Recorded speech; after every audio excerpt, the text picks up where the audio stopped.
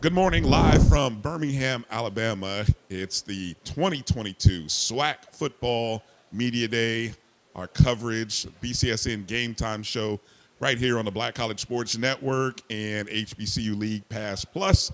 It's a pleasure to be here this morning. I'm Brian Fulford, and joining me from across my way, coming back to me, is AD Drew. Good morning, my Good brother. morning, co-host of the BCSN Two Sports Wrap. days, two media days, You're in all two over the days. place. Yes, You're sir. all over the place. Oh, love it. Also, we've got Carlos. I was starting from my furthest coming to me, Mr. Producer. See, live television is going to be at its best today. Also, next to AD is Carlos Brown of The Carlos Brown Show. Carlos, how you doing this morning? I'm doing fine. It's a pleasure to be here once again. 2022 SWAC Football Media Day. I'm more anxious about the predictions, and hopefully I will get my prediction in a better stance than the previous season. The Jackson State alums and fans have not let me go with that, predicting them fourth in the East last year. So I haven't lived that down. Yeah, you got a ways. You got some makeup room. So we got FAMU represented, Southern represented, and joining me right next to me from Grambling State University, Miss Faith Daniels. Faith, good morning. How you doing? Good morning. I'm excited. This is my first SWAC Media Day, so of course I have butterflies. You did say Grambling State University, the I place did. where everybody is somebody. So I'm very excited to see our team. Yes. All right. Well, see, we're well represented, of course. Coming up shortly, we also got Dr. Kenyatta Cavill, Charles Bishop, Mike Washington, of course, of Dr. Cavill's Inside the HBCU Sports Lab. I know actually Neely will be here. We see Neely here, so he'll be here with Charles, a part of the pregame show. Anything else I missed? Any other shows? Who else will be here today? Is BJ going to be here today from Probably Inside we will have. HBCU Probably I football? think we'll have BJ Jones here of Inside HBCU football. I don't know. It'll be a good day today for us, but And you're representing the ONG Strike Zone. yeah, yeah. Thank you. We did our predictions. Carlos, you'll be pleased to know that my co-hosts, all three of them, predict Southern to make it out of the West. Predictions sure to go wrong. I was about to say, who said that? Expectations are always Not me, big but on the bluff. my three co-hosts, they said, yeah, Southern. So Oh, okay. Pressure, expectations. pressure, expectation. So that'll be a chance for us to kind of talk. Let's just start going around. We'll start with Faith and kind of go that way. What's the one thing, and I know it's hard to narrow down to one, so if you can, what's one thing that you're looking forward to finding out in today's football media day? Who wants it the most? You know what I'm saying? How bad each team wants it. Like, who's going to come here like, yeah, we them boys. Okay. All right. Carlos?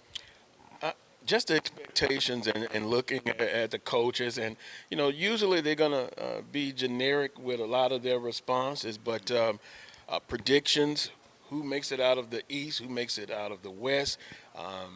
Jackson State is going to be heavily favored, I assume, and then the Wild Wild West, because expectations with Southern, with Coach Dooley coming over from Prairie View, Grambling State, Coach Hugh Jackson, a new coach, and then Prairie View A&M. No one's really talking about them, and they're the defending Western Division champs. And then also just looking forward to the commissioner and the state of the address of the Southwestern Athletic Conference, financially, branding, marketing, all that good stuff. And just to always hear Dr. McCullen talk about the state of the Southwestern Athletic Conference. See, that's a good radio guy, TV guy right there. He gives us so much to talk about. He can't just narrow it down to one. He gives us a lot to think about and talk about already. That's why I love Carlos. What do you got, Drew? I'm not even going to ask you to narrow it down to one now. Well, since Carlos gave a long answer, because I was prepared for one thing, I can't let him outdo me. I'm just gonna come with two quick ones.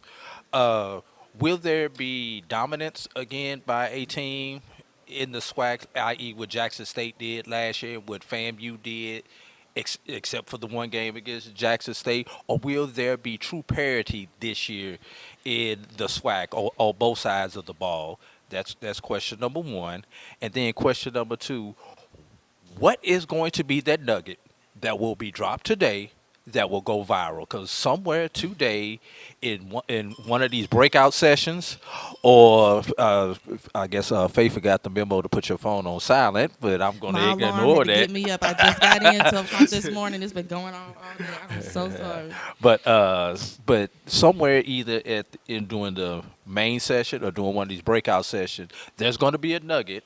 I'm guessing. I'm not. I no What did we inside have last year? information. What was the viral moment last year? But we had the viral moment actually wasn't a nugget. It was the exchange between Coach Prime and the people Putting on the respect on Zoom. the Put name. respect, Putting yes. respect on the When name. he was like when he called him Dion instead of Coach Prime Right.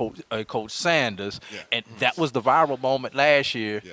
So I want what is going to be that viral moment this year in this SWAC Media Day. Good point. Last year, the focus coming in seemed to be on, of course, Coach Sanders and Jackson State. This year, we come in and we have Coach Hugh Jackson in Grambling State. So you've had some conversations with Coach Hugh, I believe. I mean, you're very familiar with the Grambling. What are the expectations that you're hearing from students as well as those alums that you get a chance to talk to for this upcoming year for Grambling?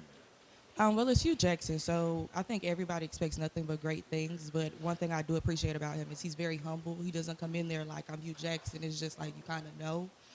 But the way that I've seen him interact with the student athletes, it's been like, I'm here for you guys. So I think with that type of mentality, the type of coaching that he's done in the past, like Grambling's going to be able to do some things.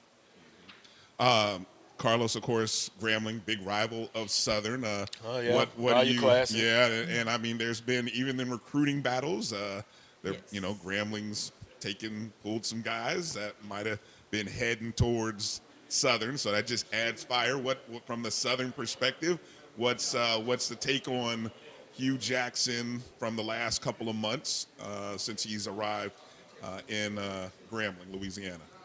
Well, respect, because it's your rival, and no matter who the coach is, it's a rivalry, but it's kind of like, if I can put it in this analogy, it's kind of like family, because they're in the state of Louisiana, but there's a competitive edge there I was about that to say. you want to get, and I think this is going to be a spectacular Bayou Classic. Although it's the last game of the season, you mentioned about some players that got flipped.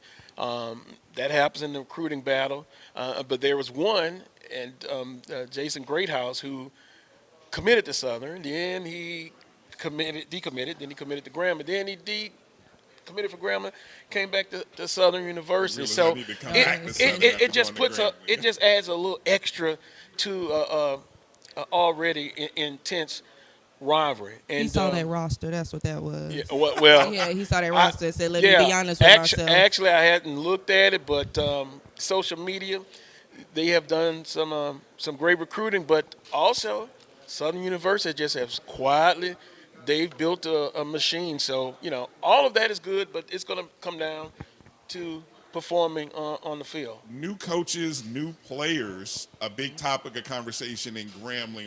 And the reason what made me bring that up, Drew, is I had a conversation with the SID of Grambling early this morning as I'm wandering, still blurry-eyed, out in the hallway, and he told me Grambling has 50 new players on the roster. Now, I thought Southern had Not quite a fif- few. I not- know. not- I remember when you talked not to Jim 50, Klein Brian. here, it was about 20.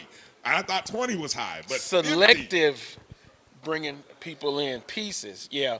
Because when you turn the whole team over, last year you looked at Jackson State did it, Alabama A&M has done it, and Grambling. So with that situation, just about chemistry and bonding and getting the production on the field. But doesn't it just make for an exciting season now? It does. It does. Definitely. Jump in there, Drew. What do you got? Well, I'm going to come from the fans' point of view, since I don't have a tie to either one of the schools like you two do. Number one, the Bayou Classic was probably, for me, my introduction to HBCU football, watching that game 2 days after Thanksgiving on NBC Channel 5, where I grew up at in St. Louis, Missouri, and that was kind of like the first time I realized that the black colleges. I thought all I knew was University of Missouri, Illinois, and North Carolina and Similar stuff. Midwest experience that I had, you know, right. Notre Dame and stuff like that. So that was my first introduction to black college football at about 9, 10 years old. So, and the reason I bring up the Bayou Classic is from fans, just signed a new 3-year contract with NBC. But what time we gonna play the game? That's still undecided. Exactly. So that's the first thing I want to know as a fan of the game.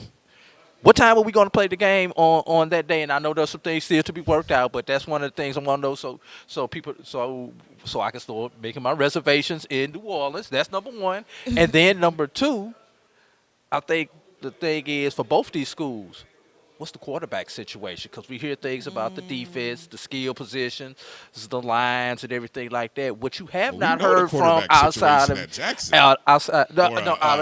Grambling and Southern is the quarterbacks, because both schools have brought in some transfers. They've recruited some people. So what will the quarterback situation look like at both these schools? That's the other question that I have. That's a legitimate question. I know with Coach Dooley, Southern they've made a decision, but Coach Dooley keeps it close to the vest. And later on, I'm going to try to see if I can pry it out of him. And I'm pretty good at that, but I may have met my match. It's definitely somebody that came in. I don't think it's a returner that's going to be starting for them. Well, for who? Southern or for Grambling? For Southern, I don't think it's going to be a returner. I think it's somebody they're bringing in. Well, it could be Mr. McCray as a junior college quarterback, and then Noah Bowden. Does that name sound familiar? Oh yes, we know him. He said he was dropping that G, repping that SU, so we know who he is. How great would that be? Come on, that's what I'm rooting for. Look, I'm rooting for all the quarterbacks who left an HBCU SWAC school, and there's a couple that are still in the SWAC. I'm rooting for those guys to play those old teams, and I'll be rooting for Noah Biden to win that job at Southern. We're gonna let him slide. We're gonna let him slide. We'll see. I look more for great competition in the fall camp, but and Bubba McDaniel, returning player. Seems like he's been there for forever. 3 or 4 years. He's a grad student now. Well, with COVID, it seems like they're there about 7, 8 years now. Yeah, definitely. Intriguing, huh? You want to give us any tips on the? Well, my inside source was it's not going to be a returner. So I mean, it's probably going to be somebody that's just coming into the program that's going to be starting for them. And for Grambling, what's it looking like? For Grambling, since those are my people, I'm not gonna throw anything out there. I'm gonna just let y'all see. I gotta keep our secrets, but everybody else, I'll throw out there. Look, Faith, let me tell you something. You gotta drop it on here so that BCSN does not get credit for dropping the nuggets, and that everybody else did it. But we at least we got the film that we dropped it on here first. So go ahead and drop that nugget. Oh, yeah. I'm gonna let Hugh Jackson tell y'all. Okay, so I'm gonna just my loyalty is with my people. All right. Coming up shortly, we're going to transition to a break. Come back with I think Dr. Kenyatta Cavill's in the waiting room, ready to step up. We'll have Faith joining us. I know Faith will be doing some stand-up and doing some interviews with some of the players. I don't know how well she's going to be standing up today after that day we had yesterday in CIAA country. Yesterday. Literally. Long day. Well, yes. We're going to give you a chance to kind of get your coffee, your coffee, and get yourself my juice together. Here. And let me know, as I'm waiting on my coffee. So when you go, feel free to bring a cup this way. We'll come back in just a moment. You're watching the BCSN GameTime Show live from SWAC Football Media Day here in Birmingham, Alabama, right here on the Black College Sports Network and HBCU League Pass Plus. Time to call a credit repair company to fix my credit. Hold the phone, man. You can do it yourself with Credit Versio. That's way too hard. Call the credit repair company. Most credit repair companies only work on 1 or 2 accounts at a time, making it slow and expensive. You won't figure that out for months. Ignore him. Credit Versio's brilliant software scans all 3 credit bureaus, finds the accounts that are hurting your score, and guides you through the entire process. Anyone can do it. Let's fast forward and see the results. Wow, I fixed my own credit and saved hundreds. You can do this. Visit creditversio.com. Are you hungry for authentic Caribbean food? Like jerk chicken, oxtail, red snapper, shrimp, tofu, and rasta pasta? Well, find your way over to Mango's Caribbean Restaurant, 180 Auburn Avenue, right next to Royal Peacock in downtown Atlanta. Them belly full, but we hungry. Mango's Caribbean Restaurant, open daily from 11 a.m. to 10 p.m. And on Friday and Saturday, we're open till 4 a.m. Come to Mango's and put some spice in your life. Oh, we've got a good thing going. Mango's Caribbean Restaurant, 180 Auburn Avenue, right next to Royal Peacock in downtown Atlanta. For more info or directions, call 404-698-3992 or log on to mangoscaribbeanrestaurant.com. For instant coupons, text MANGOS to 313131. Tell your mama hungry, papa hungry, brother hungry. Mango's Caribbean Restaurant, authentic Caribbean cuisines. Open up the door, tell your mama hungry.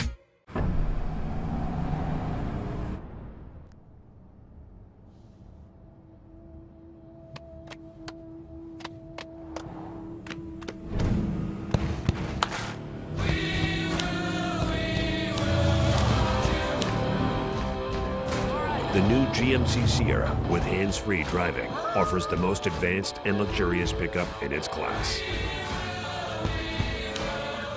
Yeah, it rocks. If you think all pads are exactly the same, think again. This is Always Ultra Thins reinvented with the Always Triple Protection System. This pad wicks gushes 90% faster, absorbs even more so you can feel dry, and locks odors in. Rethink your pad for up to 100% leak-free and odor-free comfort with the totally reinvented Always Ultra Thins. This is always like never before. For 200 years, Montgomery, Alabama has been making history by people who had the courage to stand up for change. Today, this riverfront city has been reborn, embracing the past and looking forward to the future. From the National Memorial for Peace and Justice to the stage of the Alabama Shakespeare Festival, this is where history was and is made. We are proud to call Montgomery home, and together, we can be the change.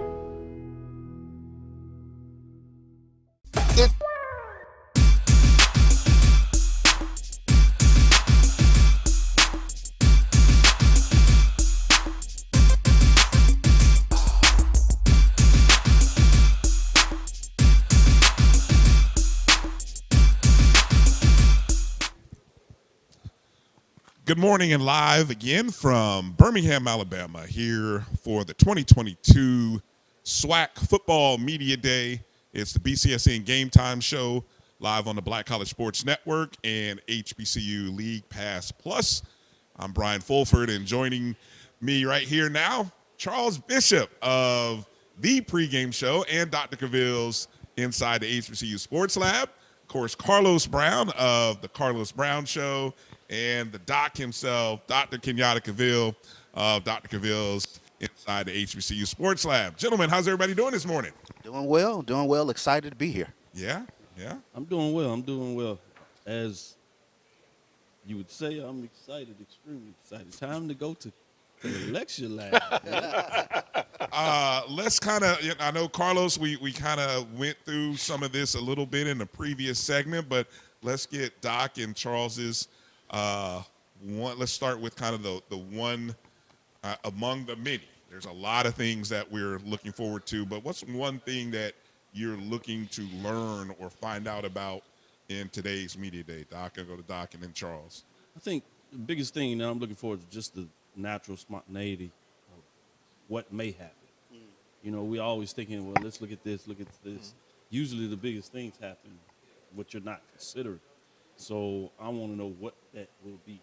But also, obviously, the normal. I want to know what Dr. Charles McCullum, what the commissioner will say in his open statement. Usually at these events, he'll drop a nugget or two, something that is significant that the SWAC is moving towards or has happened. So I'm interested to see what that may be. Television, I don't know.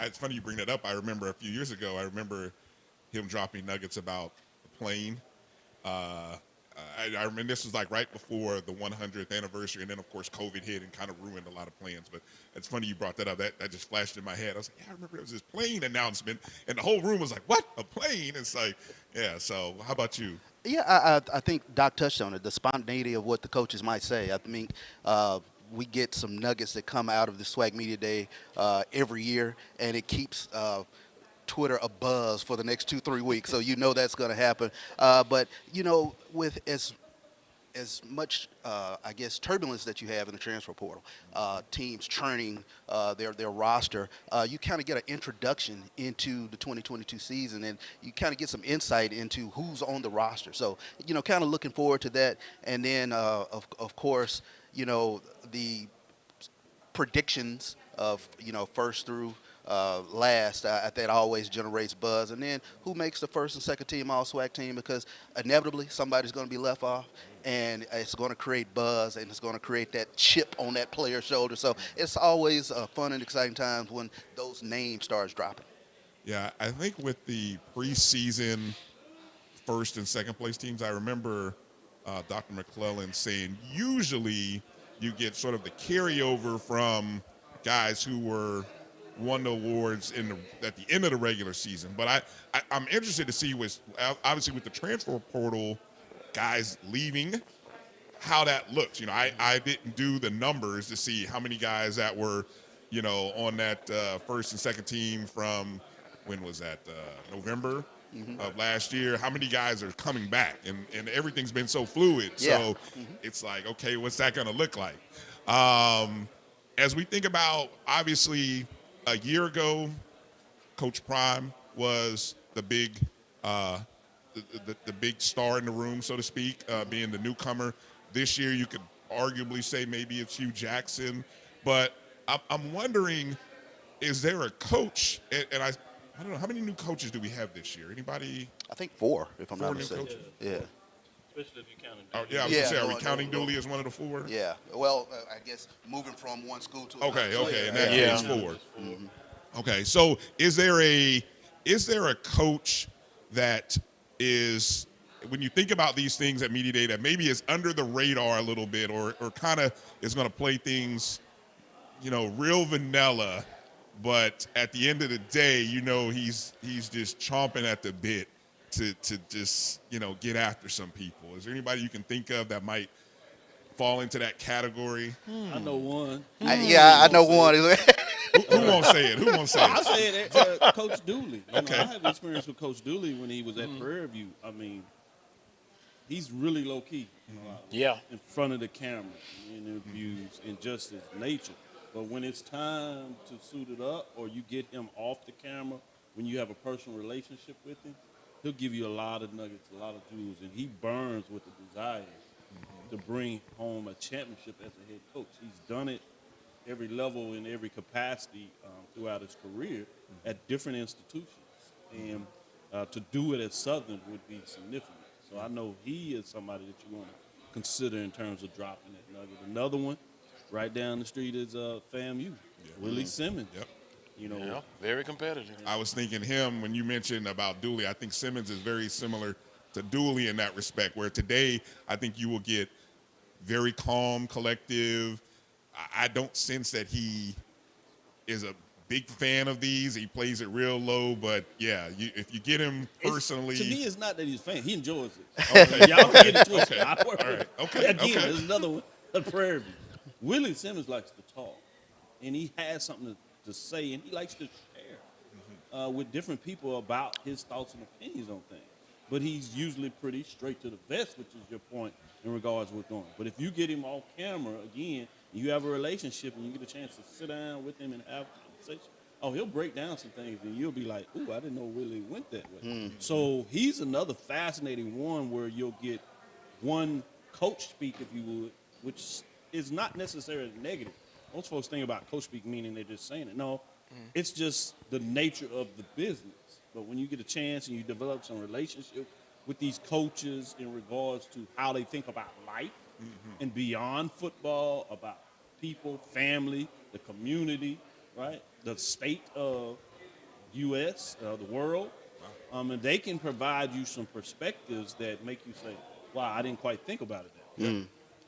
That's an excellent point to piggyback what Dr. Cavill was saying. I always talk about on the show that coaches, they're human beings. They have personalities. And with Coach Dooley, I knew I was coming to Coach Dooley, but I agree, Dr. Cavill, with Coach Willie Simmons. And I also would add Coach Sanders, kind of what the thing he does in the community. But it's so interesting with Coach Dooley because he cut his teeth coaching in the profession at Southern University under Coach Richardson. And, just talking to people, that was always a dream. He didn't know if it was going to happen, but to come back to Southern University now as the head coach. So with that being said, and it's pressure. And talking with him, he knows that he doesn't really have a grace period. Some would say a honeymoon period.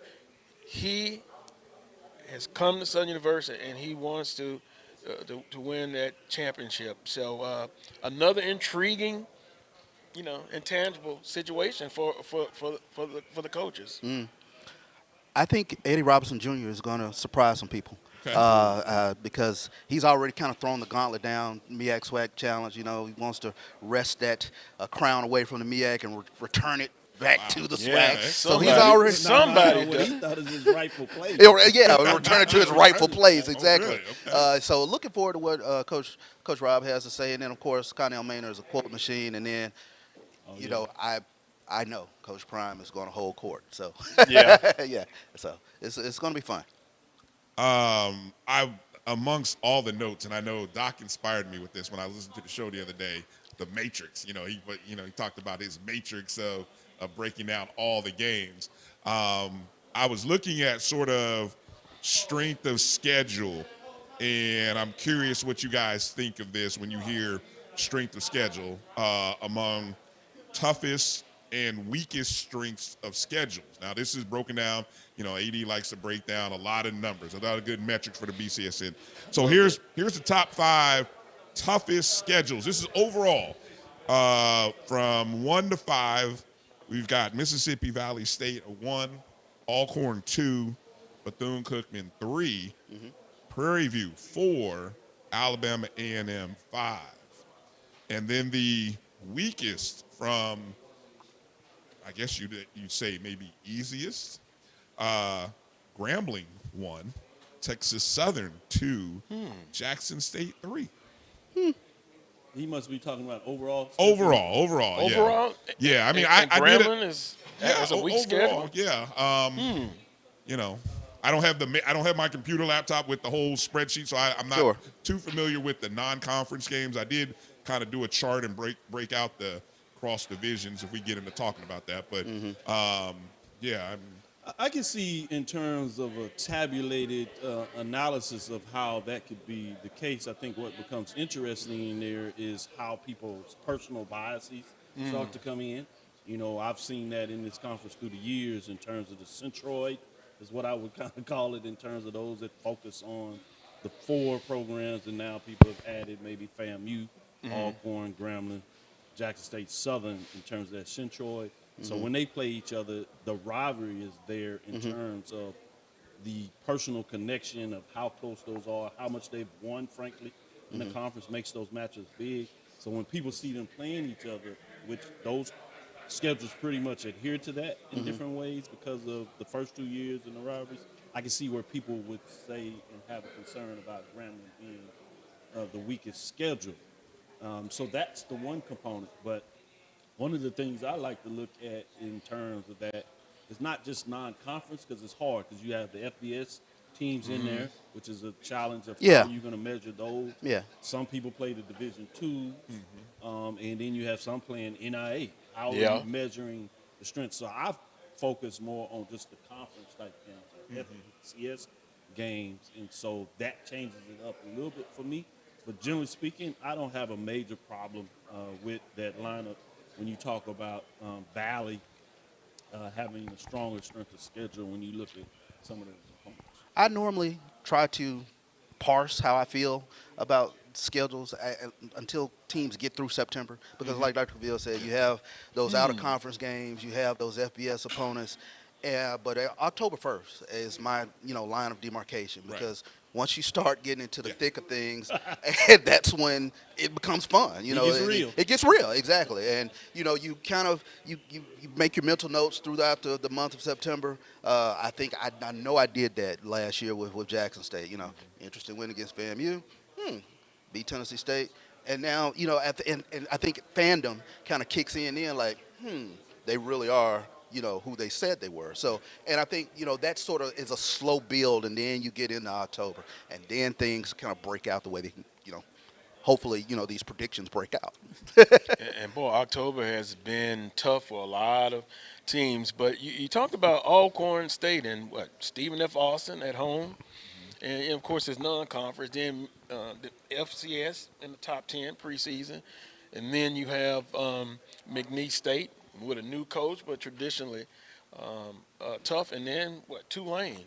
So, to Charles's point, I think you have to look after the first month because a lot of teams playing a tough non-conference schedule, they may be a better team, but their record may not reflect that. Yeah. And then like Southern University, Florida Memorial. Then the next week, LSU. Hey, you're going up and you're going down. So a good indication, I guess, is later in the month. Yeah, as we in our room. Yeah, in our background, I think we might even get an early. Maybe he'll drop a nugget. Drop a nugget early. Well, we're able to get in. This is why This is why I wanted to do the morning show. 'Cause, we get a chance to possibly get Dr. Charles McClellan in early as he gets ready to take a seat. Man, I know one thing. Oh, yeah, because he's going to be busy. A busy guy. Clean. He looking clean. Yeah, wait till y'all see the commission. Definitely. There he is. There he is. Good morning, Doc. How you doing? Doing very well. Thanks for being here. Yes, and thank you for having us. How you feeling this morning? It's a big day for the SWAC conference and these 12 football schools. No, feeling great. This is a great day for the Southwestern Athletic Conference. 12 football schools, over 220 media. So very excited about that, and it just shows the growth and the strength of the Southwestern Athletic Conference that many people are interested in what we're doing. What are some of the things that you look at? Obviously, you want to wait until you do your address, State of the SWAC. But just give us an overall framing. How do you put that together? What things do you consider when you start working on what you're going to say to the people about the State of the SWAC? Well, when we first started that really wasn't the intent. When I came out my first year, I kind of did it, and it seemingly worked, and we've continued to do so. And we've kind of went somewhat on a media blackout over the last 2 months because we didn't want to give away a lot of the things that were going on. But what we want to do is reflect on the past, and then talk about where we are and where we're going in the future. And the future is significant for us. In my opinion, I watched the media days of the SEC. I watched the WAC media days. I watched the Southland media days, and everybody kind of said the same thing. This is the greatest time in our history. This is unprecedented. So I'm going to try not to use those words, but this is the greatest time in our history, and this is very unprecedented. When you look at the growth, when you look at the maturity of the SWAC, when you look at our coaches, hopefully you'll be able to put up the media guide and you look at those legendary coaches, not just from a playing perspective, but just from a coaching perspective. It's extremely significant. One of the things that I've been extremely, extremely pleased about is all of the interest in the Southwestern Athletic Conference. Now, mind you, some of it kind of caught me off guard when you log on and you see everybody talking about the Southwestern Athletic Conference, right? But that's a good thing. That means that our brand is there. That means that our brand is growing.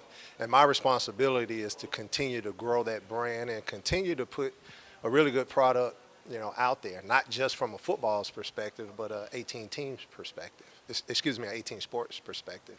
And, we know that the transformation committee, we know there's going to be a lot of changes in the NCAA. We know, conference realignment. I saw the Sports Illustrated article about super conference. You have all of those things. And I'll end by saying this. I remember in my management class back at Prairie View A&M University, one of the things that I loved to work on was that SWOT analysis. your strengths, weaknesses, opportunity, and threats. Yes, and I can tell you 30 years later, it has really paved the way in order for us to kind of stay ahead, because we have strengths, we have weaknesses, and we definitely have threats and a lot of opportunities. So this state of the Southwestern Athletic Conference will address some of those issues.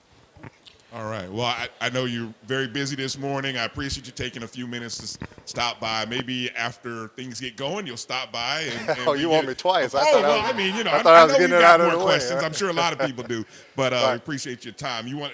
And also, Dr. McClellan, congratulations on being vice chair and then chair of the basketball committee. And my just quick, simple question will be this: what do you enjoy the most about this day? I know it's been a lot of preparation, but what's the most, what you enjoy about this day? Well, this is the official kickoff of football. We're in the South where football is king. We set attendance records last year. When you look at our models and when we got the numbers, there were actually more people that watched some of our games on ESPN Plus than watch games on ESPN2. So when you get those types of numbers, when you get that type of interaction and excitement about the Southwestern Athletic Conference, days like today is hard to sleep, because you're getting ready to open this thing up. And again, this is going to be an unprecedented year. You're talking about Eddie Robinson at Alabama State, a SWAC legend, somebody that did great things, played with Steve McNair, came back to his alma mater. He didn't have to.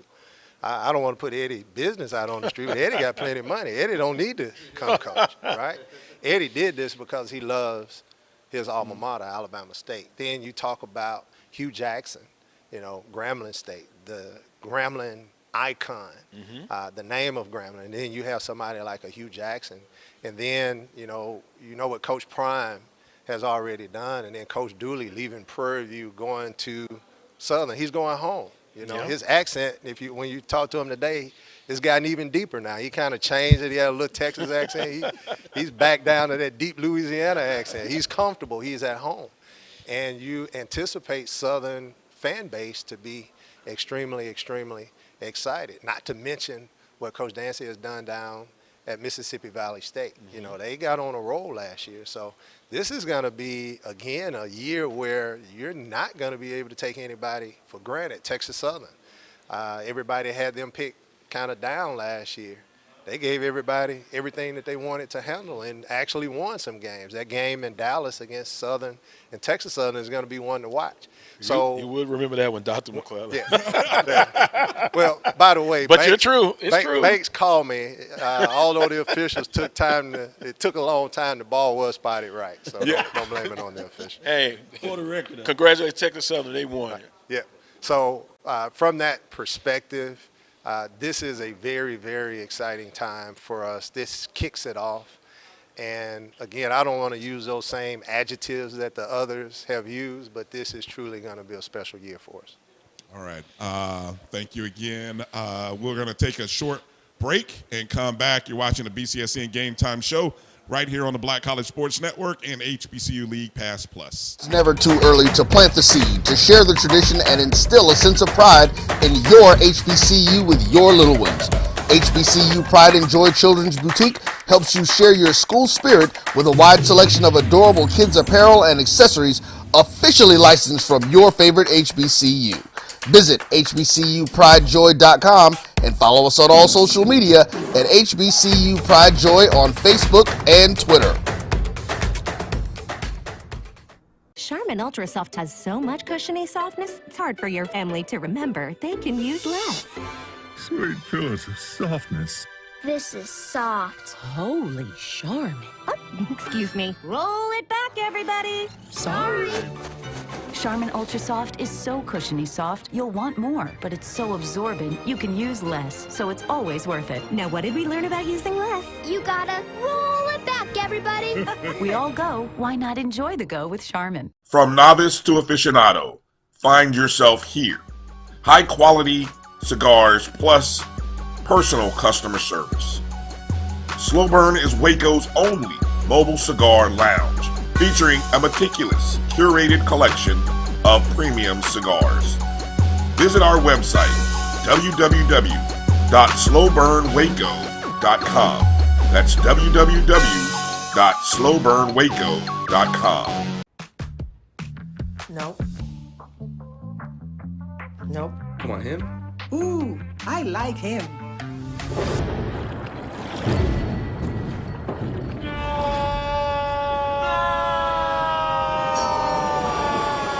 Quick, the quicker picker-upper. Bounty picks up messes quicker, and each sheet is 2 times more absorbent, so you can use less. He's an 8. He's a 9. Bounty, the quicker picker-upper. That's a pretty tight spot. Watch this. Of course your Buick parks itself. That's so you. It's just up here on the right. Of course you know where we're going. That's so you. Kind of got a sixth sense. And a head-up display. They're here. Hit the field, warm up.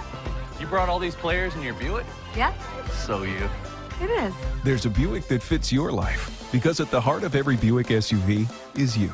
Are you ready? It's time. The inaugural Urban NerdCon is coming to Montgomery, Alabama, July 29th through the 31st. Blurs, nerds, and geeks from across the universe will converge on the capital city to see celebrity guests such as The Last Dragon, Timok, Megan Tandy, and voice actor Dave Fennoy. Hey, how you doing? I'm voice actor Dave Fennoy with a shout out to all my geeks, freaks, and urban nerds. Just want to let you know I'm going to be there and I want to meet you at the Urban NerdCon Gaming and Cosplay event. It's happening July 29th through the 31st in Montgomery, Alabama. Hope you want to meet me as much as I want to meet you. So join us by visiting theurbannerdcon.net for ticket and vendor information. This will be the premier blurred event in the universe. Theurbannerdcon.net. Our heroes, our villains, our stories, everyone's con.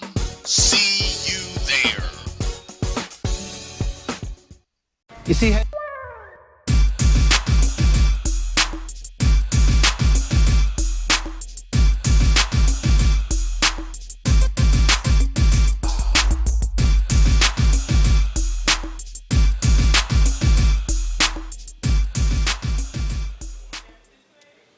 Good morning and welcome back to the BCSN GameTime Show live here at SWAC Football Media Day. And watching us on the Black College Sports Network and HBCU League Pass Plus. AD Drew back in with us, Carlos Brown, Dr. Kenyatta Cavill. Of course, we appreciate Dr. Charles McClellan for taking a second to come and talk to us. So it'll be real interested to see what those comments will be. Coming up a little bit later this morning before they actually start the show, we'll kind of get into our predictions for this. Of course, you know, we like to run predictions. Who doesn't like to run predictions, you know? God, this is what it's all about, right? Predictions sure to go wrong. From last year, so I need to focus. I need to focus on now. You guys got to leave Carlos alone. All right? I can't wait till I talk about my predictions. I did my math. I told you my matrix. And see that is fun. And see, I did mine too. What it came out of it surprised me, so I can't wait to talk. I'm curious. It'll be a little different, so I want to see what people think. I want to see if yours and mine are along the same line, because I've got a couple of interesting matchups and a couple of November 19th games that I think are going to be interesting. It's the last Saturday. Look, as we talk about the schedule and, of course, the non-conference, looking at the season, there are only 2 weeks when all 6 teams are playing against each other. That's week 10 and week 11. Those are the. I think that's down 1 from last year. It is. I think there were 3 late in the season. And then there are 2 weeks when you have 10 of the 12 playing, and that is week 5. Actually, there's 3 weeks. Actually, there's 3. No, excuse me. Check it now. 4. So you have week 4, week 5, week 6, and week 9 when you have 10 teams playing. So maybe that's I think that might be the difference from a year ago where they had 3 of the full schedules, and I don't remember there being. One less. Yeah. So the schedulers put together. You got 4, which is pretty good. I think. Having whenever, so that's pretty much that's 6 good solid weeks where you're going to have 10 to 12 teams playing. And then of course you've got week 8 on the flip side where you only have 2 matchups in the SWAC.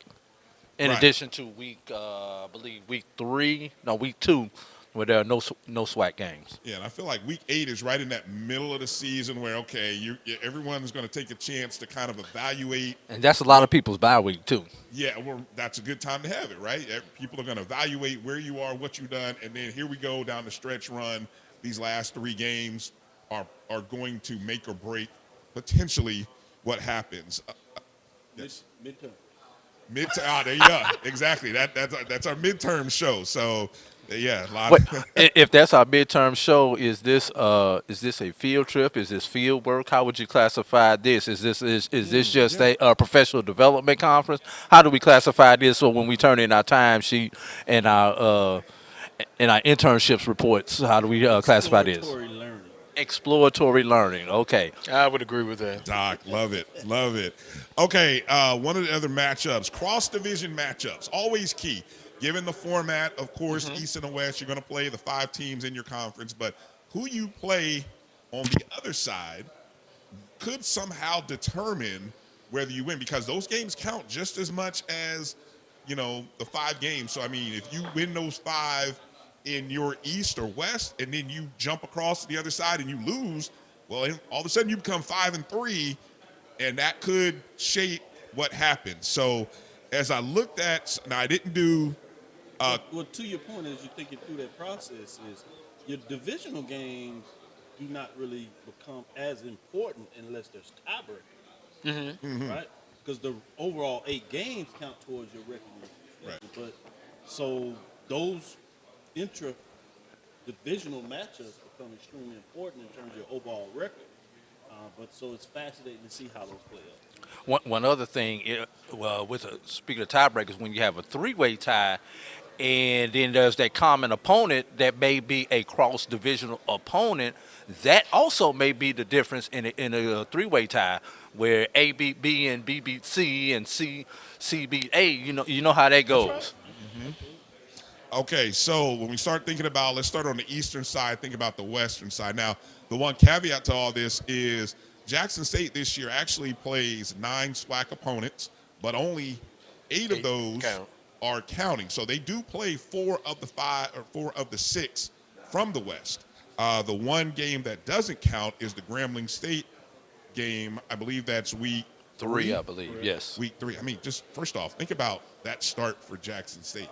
I mean, the Orange Blossom Classic in week 1, Tennessee State in week 2, and Grambling at home in week 3. I mean, that's a heck of a 1, 2, 3. All except for Willie Simmons, but obviously in terms of what he brings to the table. But the other 3 coaches, in terms of they're all NFL coaches or players in those matchups there. So it's going to be fascinating to see how that works out. Definitely. And so Jackson State, they're home against Southern. They're on the road at Texas Southern and at Alcorn. The other school in the East that travels 2 of their 3 is Bethune-Cookman. They host Grambling, and then they're on the road at Prairie View, and then they're on the road at Alcorn. Homecoming. Yeah. That's going to be interesting. They want a little payback in terms of what happened. Got a chance to catch up with Coach yesterday as you come in early. You purposely do that to kind of scout coaches again when you get them off the record and you talk to them on the table.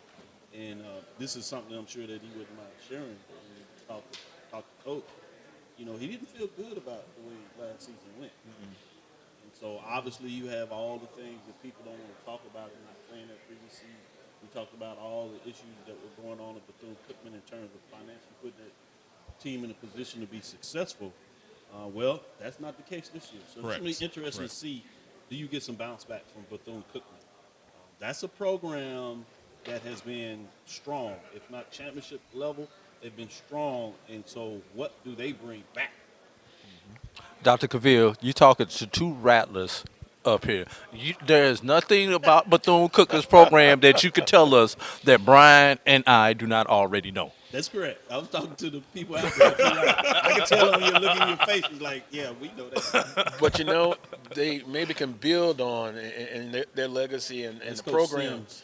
Yeah, but Bethune-Cookman, big victory against Alcorn State, and one of our colleagues, Charles Edmond, talked about that a week before the game. He had a bad feeling about that game, and Bethune-Cookman pulls off the upset And that against ended up Alcorn being, State. in a lot of ways, a key victory from the standpoint that Prairie View ultimately lost on that late fumble that threw everybody out. But because of that Bethune-Cookman, among all the other games, it allowed Prairie View to have the one-game lead versus being tied, and Alcorn would have had the tiebreaker. So significant in terms of how they played out. Right, that was huge. And when we get to the prediction portion of it, excuse me, Rattlers, I'm gonna say a few things about Bethune that may have some eyes turning when we get to the prediction portion of the show. I just want to throw that out. Yeah, I'm already looking at you like, huh? What? Hey, how about this? Alabama A&M does not travel to any of their cross-divisional opponents. They host Grambling, host Texas Southern, and they actually play UAPB on a neutral site in St. Louis. Hometown. So, I don't know how you view the neutral site versus a true road game. The other neutral site that I think is going to be advantageous for them is they play Jackson State in Mobile versus playing them in Jackson. Yeah. And so, obviously, you're in Alabama. But the biggest thing to me is you get out of Jackson without having to play there in that significant crowd that you think you have 30 or 40. But one of my favorite trips, though, Veterans Memorial, Jackson, oh, man, just outstanding. Let me say two things about those neutral site games for Alabama A&M. Ironically, for the people who live in Huntsville, it's actually a shorter trip to Jackson than it is to Mobile. That's right. So keep that in mind. And Jackson is closer to Mobile than Huntsville. So keep that in mind when you think about this.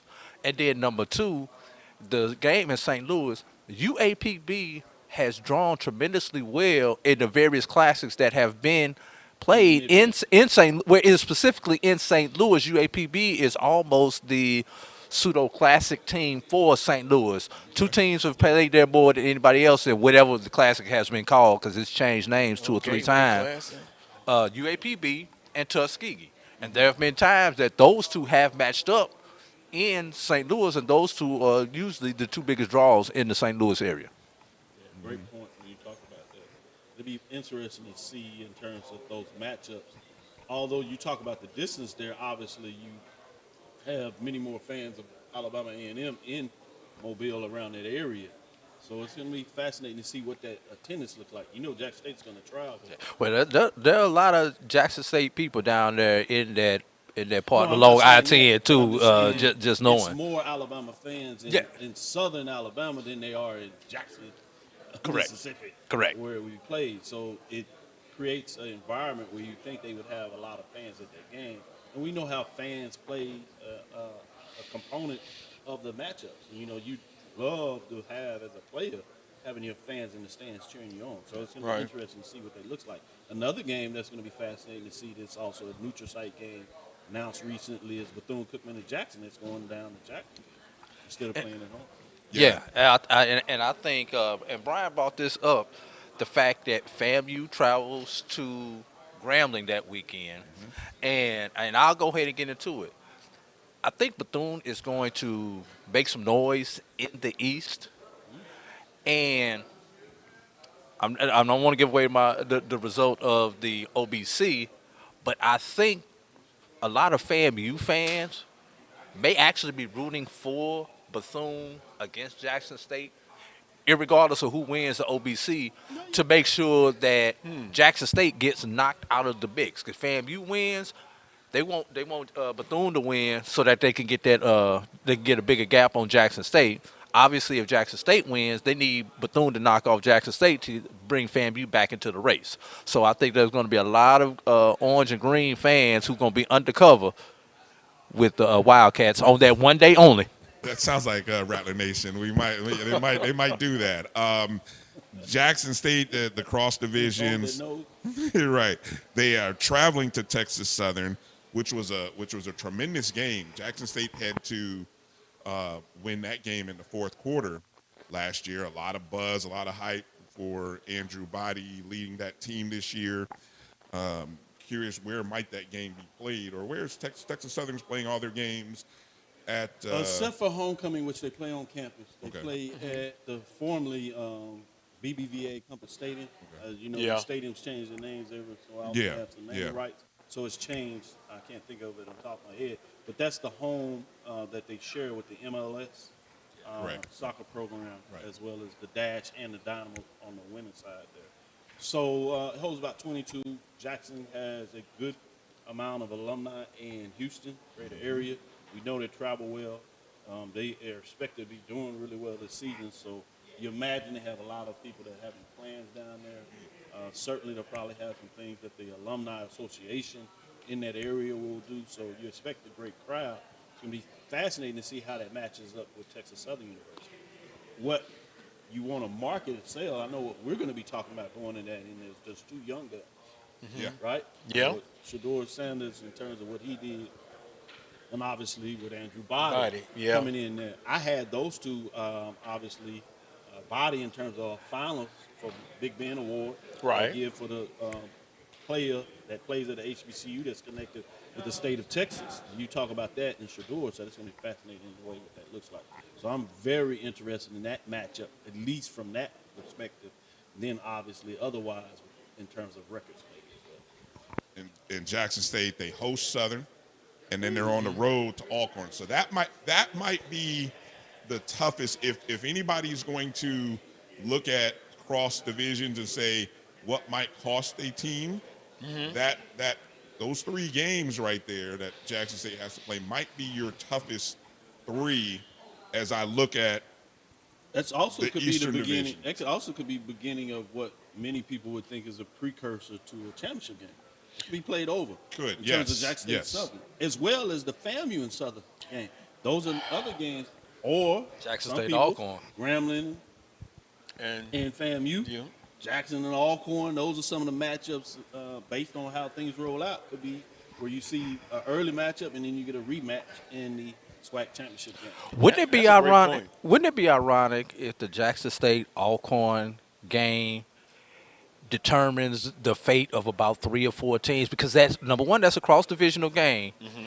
Let's assume both those teams come in say 6-1 or in their on their side. So the winner wins East or West. The loser opens the door up for someone else to win. To your point, the East or West. Alcorn won last year. People remember Jackson State. But Jackson State was in no win or lose at that point.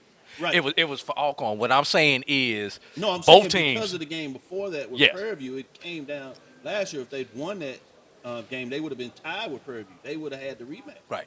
But the game was. And I get your point, but I'm saying, but for Jackson State, the game was inconsequential. Jackson State had already had it wrapped it up. Other side for Alcorn, it mattered. Won, they would have had a tied record with Prairie View. Yeah, they had the head-to-head matchup, so you would have got a rematch in terms of what that looked like. So that game counted heavily in terms of who was going to play in the championship. It was between Prairie View and Alcorn based on who won the game. But I'm thinking that particular game is going to clearly knock someone out and vault the other person to the winner.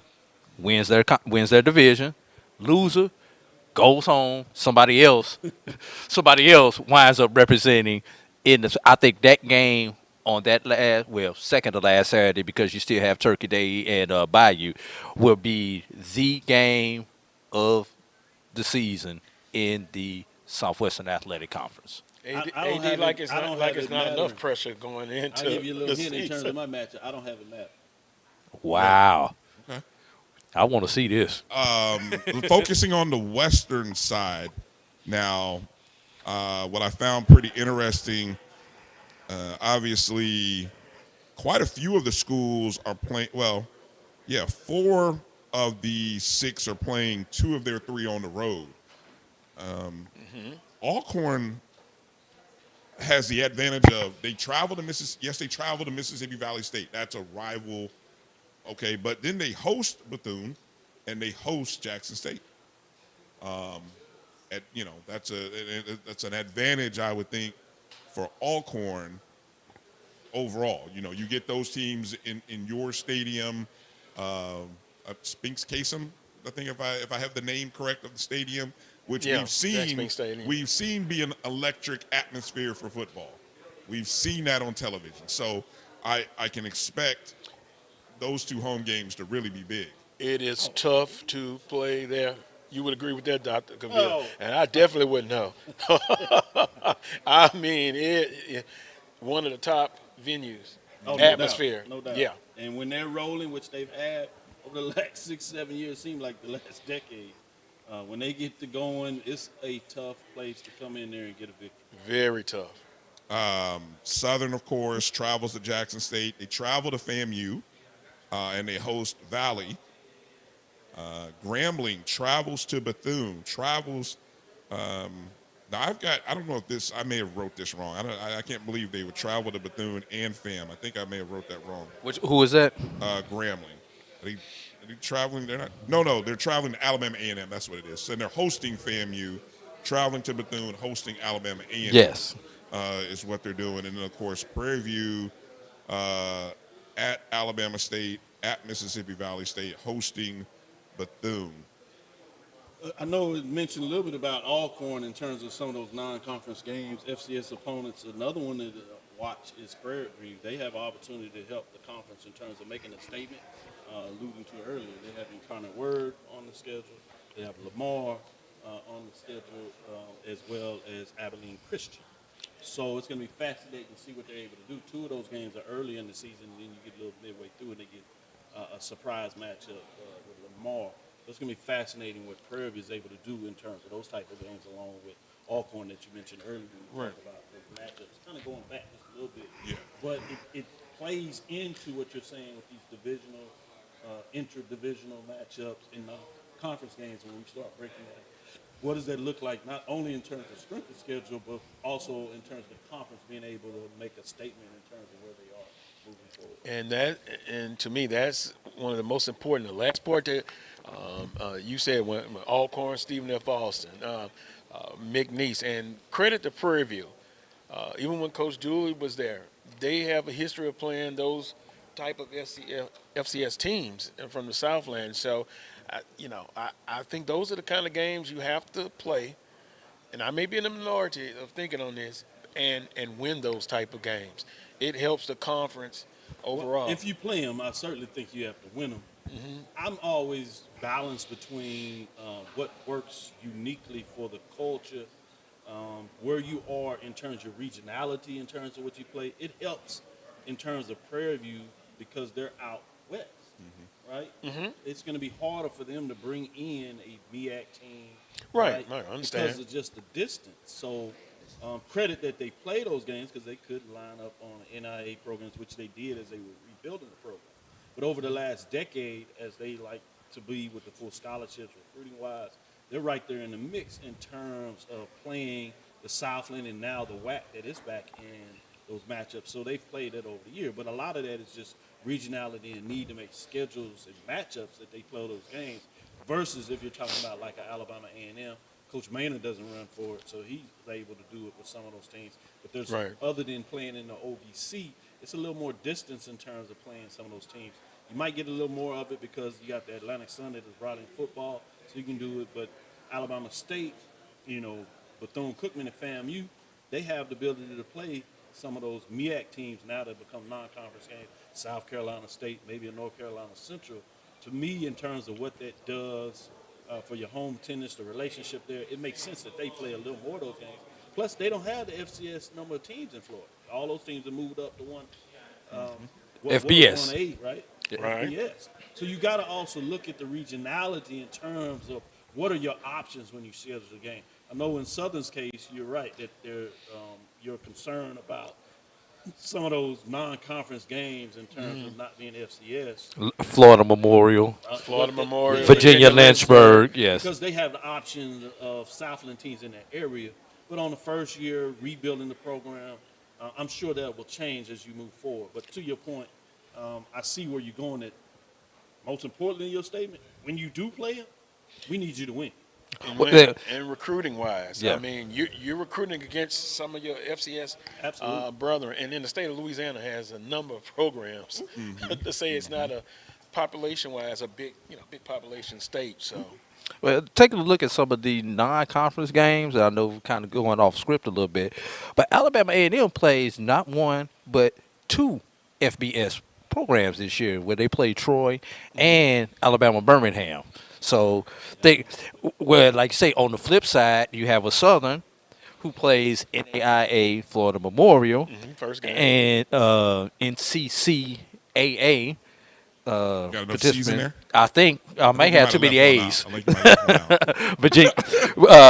Virginia Lynchburg, and yes, Virginia Lynchburg is everybody's prom date this year for homecoming. Ask you, how many? But they're no stranger to the Southwestern Athletic Conference. They're no stranger to anybody's conference because they're a pseudo MEAC team this year because I think they played 5 of the 6 MEAC teams this year. Let's get ready to take a break. I wanted to ask you, and I know you've charted this, and you brought it. We talked about playing what we call affectionately the HWCUs.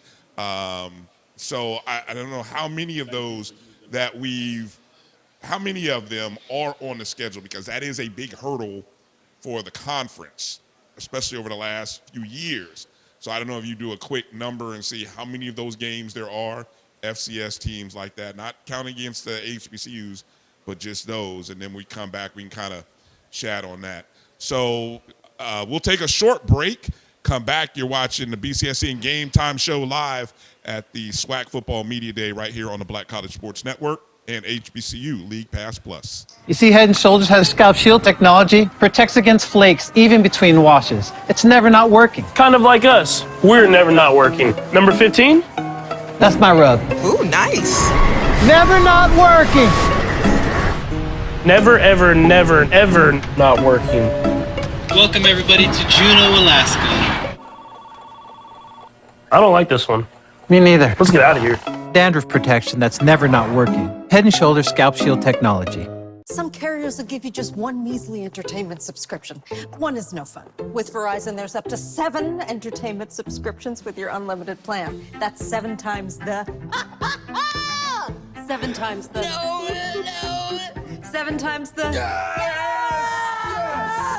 Music, gaming, Disney Plus, Hulu, ESPN Plus, and more. That's 7 times the entertainment! Because everyone deserves better. And with plans starting at just $35, better costs less than you think. At CDW, we get speed as the new currency of success. Our team spends way too much time tending to outdated applications and software when they should be focused on driving application agility and innovation. CDW Amplify Development Services modernizes software and application development to help accelerate innovation and digital transformation. So you mean building new applications, UI, and mobile interfaces? Well, you said you needed to innovate more quickly. Oh, so he's a listener. To do more at scale, trust CDW Amplify Development Services. This is the Dean of the College of HBCU Sports, Kenyatta Cavill of Dr. Cavill's Inside the HBCU Sports Lab with Mike Washington and Charles Bishop. Come mix it up in the lab where the course lecture is in session every Tuesday from 6 o'clock p.m. Central Standard Time on Facebook Live, YouTube Spreaker, or the BCSN app, as we discuss all things about the HBCU sports culture, including exploring the week that was in the sporting HBCU diaspora, as well as the upcoming week of HBCU sports. With me, the Dean, the College of HBCU Sports, on Dr. Cavill's Inside the HBCU Sports Lab with Mike Washington and Charles Bishop. Course lecture dismissed. Oh, that spin class was brutal. Well, you can try using the Buick's massaging seat. Ooh, yeah, that's nice. Can I use Apple CarPlay to put some music on? Sure, it's wireless. Pick something we all like. Okay, hold on. What's your Buick's Wi-Fi password? Buick Envision 2021. Oh, you should pick something stronger. That's really predictable. That's a really tight spot. Don't worry, I used to hate parallel parking. Me too. Hey. Really outdid yourself. Yes, we did. The all-new Buick Envision, an SUV built around you. All of you. Time to call it credit.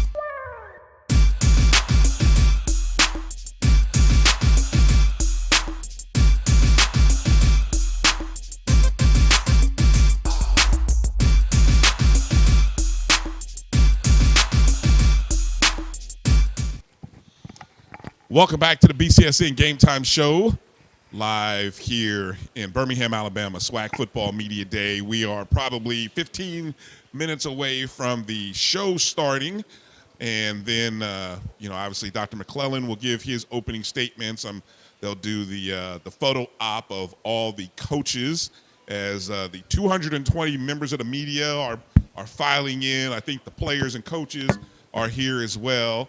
And after they start that cycle, we will sort of jump in and do our various interviews with coaches and players, of course, from the various shows. Prediction time. Prediction time that we're all looking for. Let's start here. I'm going to start here with a bold prediction. So I want to go left to right, starting with you, Drew. I want you to give me a bold prediction for this upcoming. Again, this is bold. So, don't be scared to jump out there with a parachute and, be bold here. Bold prediction, Drew. What do you got? My bold prediction. On that third Saturday in November, Jackson State, FAMU, and Bethune-Cookman will be in contention for the SWAC East, where the winner of the Florida Classic will be waiting, and I don't remember which game starts first, on the winner of the Jackson State Alcorn game. So those two games will determine both races. Bold prediction. Wow, Drew. That's strong. That's strong. All right, what do you got, Carlos? It's going to be a simple one. Bayou Classic. Southern puts up 50 points. Whoa. That is a bold, yeah. That is bold. Because that's bold with hot sauce. This rivalry is really intense. It has been upped 150 degrees. Carlos, that's bold, man. That's a bold one. Yeah. And he wants to be careful, but I can say it. And a lot of that is because of some of the recruiting trails. Oh, yeah. Things that have well, happened. Dr. Cavill, I'll be objective, Dr. Cavill. And the way they have. That's why we're going to let you allow you to have to say it, because I don't want them, they can come the emotions get me in my lecture. But because of how some things have happened on the recruiting trails, we'll say it at least at that level, has made it intensify with the coaches. That is fascinating. That is an understatement. All right, Doc. Bold prediction. Who do you got? Bold prediction is going to be the game between Alabama A&M and Jackson State and Mobile. I think that's going to be the one that's going to you're going to see as an upset in a lot of people's eyes. And why it's going to be very bold when you break down these predictions. I'm going to show you what that does to the finish of the regular season based on that matchup. All right, my bold prediction, I gave one of them out yesterday, that somebody will come out winless in conference play, okay? Whoa. I've got a feeling someone will come up winless, and I'm doing that based off my matrix, my scheduling, not necessarily, Drew, our predictive analysis. So I want you to know that. I'm telling you a little inside secret there. And the other thing I'll say, bold prediction, nobody will have 9 overall wins. I'm going there. I think 8 is a max number. 9 overall wins? 9 overall wins. I think nobody will have 9 overall. No double digits. That is bold. Going into double digits. By when all going into both championship games. Going into the championship game, nobody will be sitting there at 9 11 and 10. and 1. Right. Nobody will be sitting there that strong. 10 and 1. I have just the opposite of that. Okay. Another bold one I put in. I have a team that's going to have 10 wins. Wow. Okay. Well, I'm going to go the opposite. Okay. So since we're going back around the horn, did you want to go first? Since we're going back around the horn, another bold prediction. Look, that's Drew. Look, Drew. See, come on, Drew. All right, let's get the 2 teams. real quick. Come on, because we got to go to predictions here. Time is ticking. Look, I think there's going to be so much parity in the SWAC this year that a 5-3 record will win one side or the other in the SWAC, and I really don't think anyone will do better on either side better than a 6-2 record. I think there's that much parity in the SWAC this year. Okay. Let's get the conference predictions. Sorry, producers looking at me like, how you just did that segment. predictions overall. Now, I don't know. What do we have graphics for? Do we have East? Okay, let's go East predictions. These are our East predictions. We do have graphics here. Oh, man, you guys. The predicted order of finish in the SWAC East. I'm not a homer. Yeah, so it looks like between Carlos, AD, Doc, Charles, and Mike Washington, all going with Jackson State this year. I will be the lone wolf picking FAMU. Now, this doesn't mean... Is that because you do the ONG strike zone? Just go ahead and tell the truth. This is because I have FAMU beating Jackson State and OBC. Now, I don't know about the rest of you guys. I don't know if that plays out. I don't know. Anybody want to share? Yeah. I actually have Jackson State beating FAMU. I'm done with you. Carlos. But FAMU going to come back. You know what? My prediction says Jackson State in the East, of course, but I would not be surprised if FAMU finishes first. But the Orange Blossom Classic, I think FAMU gets it. Okay.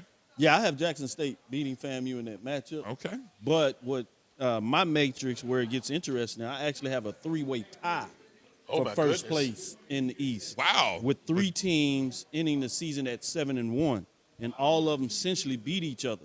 Jackson State beating FAMU in the Orange Blossom Classic. I have FAMU at home defeating Alabama A&M, but I have Alabama A&M beating Jackson State in Mobile. The thing that I'll talk about there is the last thing I want to add is I got Jackson State getting the tiebreaker because they will have the highest ranking in the top 25 poll because they'll be at 10-1 for the full season. All right. A question: is there any common opponent? What tiebreaker is there with the ranking? Because I know there's a pecking order. Obviously, throw head-to-head out with a three-way. And then you go into the matchup, the second and third one, where you get into poll rankings is like the third tiebreaker. Essentially, that's what it would get to because they all beat each other. Okay, that's right. That's what I was trying to figure out. Number 3. What's interesting, Doc, you mentioned having 3 teams tied at 7-1. I've actually got FAMU winning by 2 games over Jackson State and Alabama State there in second. I noticed a lot of us. What do you have them finishing? 6-2 or 5-3 actually. 5-3. 5-3. And so you have Jackson State finishing 5-3. 5-3. Along with you have them tied. I have exactly. I have Jackson and Alabama State at 5-3, and I think the tiebreaker is I have Jackson State beating Alabama State, and that's why I have JSU at 2. Brian, if that doesn't go right, you'll feel the wrath. Look, we already know. I've dealt with it for. I'm on 340 something days of dealing with this. So I mean, look, I can't. I please come on, OBC. They had 9 years of dealing with Bethune. Yeah, so I'm prepared. That year is nothing, Joe. I'm prepared for that. All right, let's jump over to the West real quick and let's look at our West prediction. This should be interesting. Okay. Let's see. Carlos going even with split. Southern. Drew going with Alcorn. I'm going with Alcorn. Doc with Southern. Charles with Alcorn. And Mike with Southern. Interesting. So 3-3 there between Southern and Alcorn. That's our predictions. I think that second place spot by AD as well. That's interesting, Drew. Texas Southern finishing second. Wow, you guys were looking on each other's paper there. For your top threes are very similar. And I'm gonna say this. I'm going back to that Jackson State Alcorn game. Obviously, the winner. First of all, the winner of the Labor Day Classic is going to have a leg up in the West. I think Texas Southern gets them. If Texas Southern gets anything on defense to go with that high-powered offense they had, they're going to be like Alabama A&M was 2 years ago when Glass was just all over the place in the SWAC. They got it on offense and they had just enough defense to go ahead and win it. That's what I see Texas Southern as number 1. But going back to that game, Alcorn loses that game, it could open the door for a Texas Southern to be the representative of the West in the championship game. To your point, what's interesting, that first 4 weeks, you'll find out about Texas Southern because they play Prairie View and Southern in the first 4 weeks. Exactly. They'll either be in or out by October. It's funny you say that because I've got Texas Southern winning 3 of those 4 in the SWAC starting off. What's your margin there? What's your margin there? I've got Alcorn winning by 2 games in the West. What's your I matrix? have Southern winning by 1 game. Okay. Overall record is 6-2, but they finished 5-0 in the division. But 2 of their crossovers, which you talked about earlier in the segment, Which are gonna that's be where they tough. got their losses in there. But I see a matchup between Jackson State and Southern in the championship game. I have Alcorn finishing game back at 5-3. Then the bottom falls out in terms of Texas Southern. Based on your championship matchup, who do you have winning it, Drew? Obviously, I went with Alcorn. Over Jackson in the championship. Oh, game. I'm sorry. We're talking about the We're talking about championship East versus game. West. Based on your predictions. I'm going to go with Jackson State in an instant classic. Okay, Carlos. Southern and Jackson State, of course, and they'll play twice. Well, and if I'm wrong, I'll come back and I'm say good it. with you. Oh, you will, but I just like the confidence in it. You said, of course. Well, just did you expect him to say anybody but Southern? Well. No, I did not, but I didn't expect him to say, of course. But then we have a couple of colleagues here that agree with me, so that's great. But not on the island this year, Carlos. Southern and Jackson State.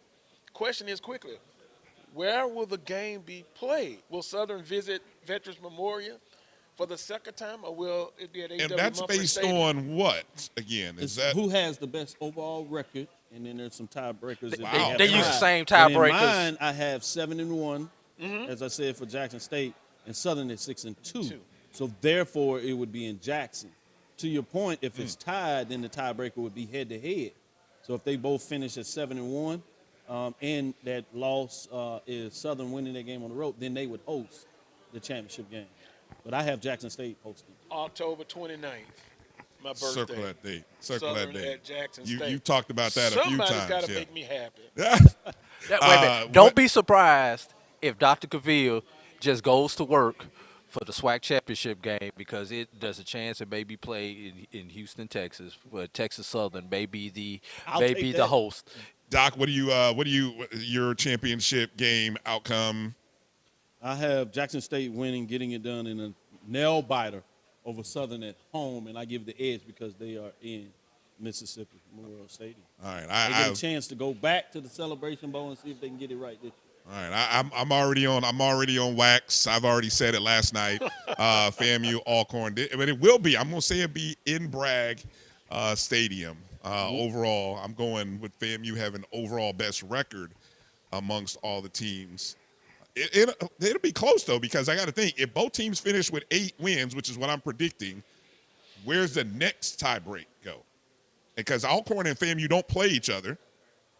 Well, then the next one goes, the third one is, what is your ranking in the FBS? Oh, wow. Which is what I said, why I got Jackson State hedging them up. Because they start higher, and they're not going to have real quick, one 15 seconds. I would say preseason, that would give FAMU the advantage over Alcorn, because they're right now they're ranked higher than Alcorn. That's what you want to keep. The last thing I want to say real quick is FCS playoffs. I have FAMU and Alabama A&M finishing 8-3. Does that give them a chance to get back into the playoffs? Yeah, that's interesting. All right, You gotta beat them in the regular season when you play them. That's our morning show, and we're gonna pause and go to the live Dr. McClellan and that information that he'll share, and that'll be actually you go to ESPN Plus to see that, ESPN and then 3. We will be back. Okay, that's coming up at when? At the top. Okay, so at 11 o'clock Central, that's 11 o'clock Central, noon Eastern. No, that's when he's on stage. I don't. Look. Okay, so we'll have Coach Simmons coming back soon. after the break. After the extended break, we'll talk to Coach Simmons.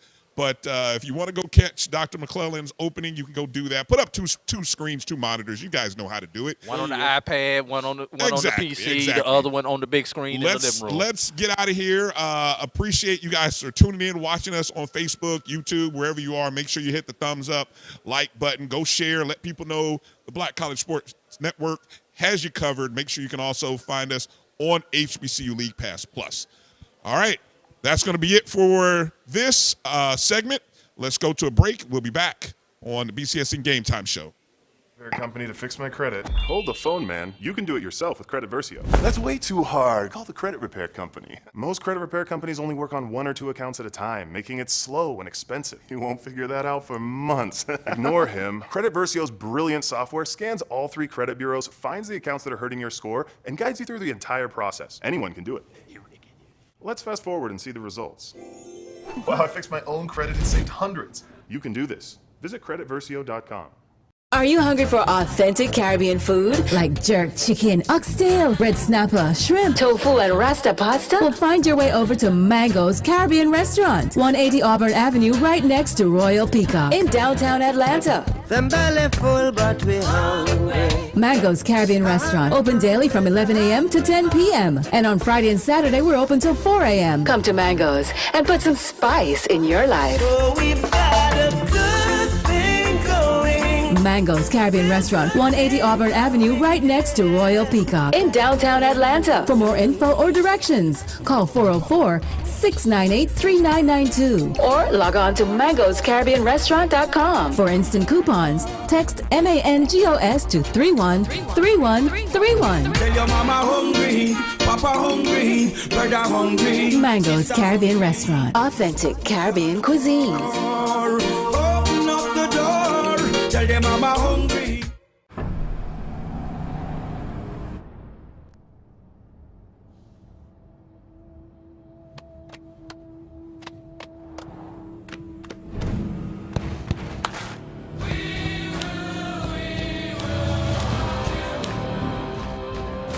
The new GMC Sierra with hands-free driving offers the most advanced and luxurious pickup in its class.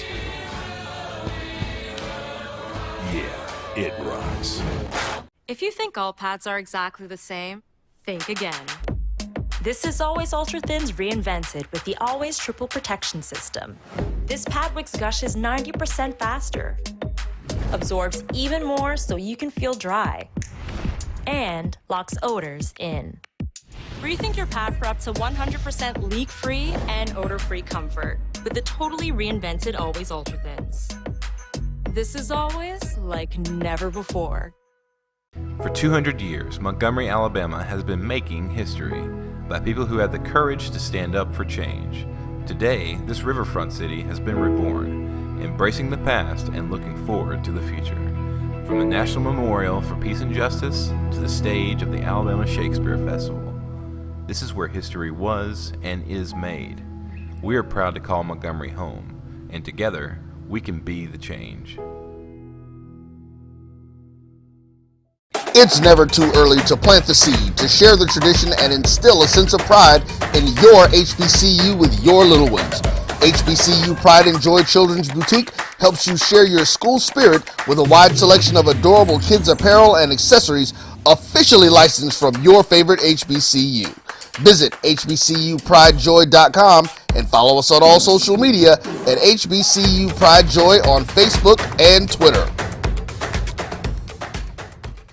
Charmin Ultra Soft has so much cushiony softness, it's hard for your family to remember they can use less. Sweet pillows of softness. This is soft. Holy Charmin. Oh, excuse me. Roll it back, everybody. Sorry. Charmin Ultra Soft is so cushiony soft, you'll want more, but it's so absorbent, you can use less, so it's always worth it. Now, what did we learn about using less? You gotta roll it back, everybody. We all go. Why not enjoy the go with Charmin? From novice to aficionado, find yourself here. High quality cigars plus personal customer service. Slow Burn is Waco's only mobile cigar lounge, featuring a meticulous, curated collection of premium cigars. Visit our website, www.slowburnwaco.com. That's www.slowburnwaco.com.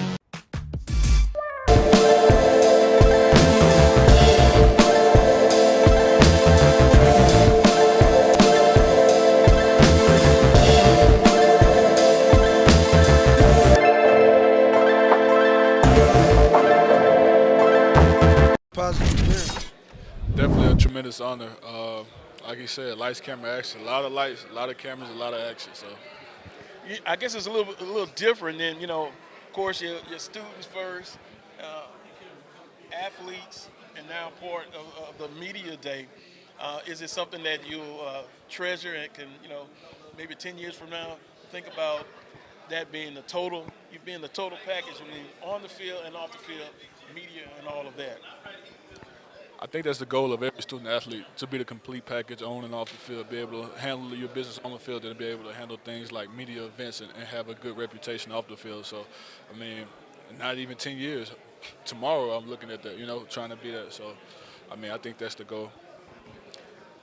Go ahead. Yeah, definitely. It's an honor to be selected to be here. There's only 2 people every year. So to be one of the 2 people to be selected, it's a great honor. It's something you can't take for granted. It's something you got to carry with you.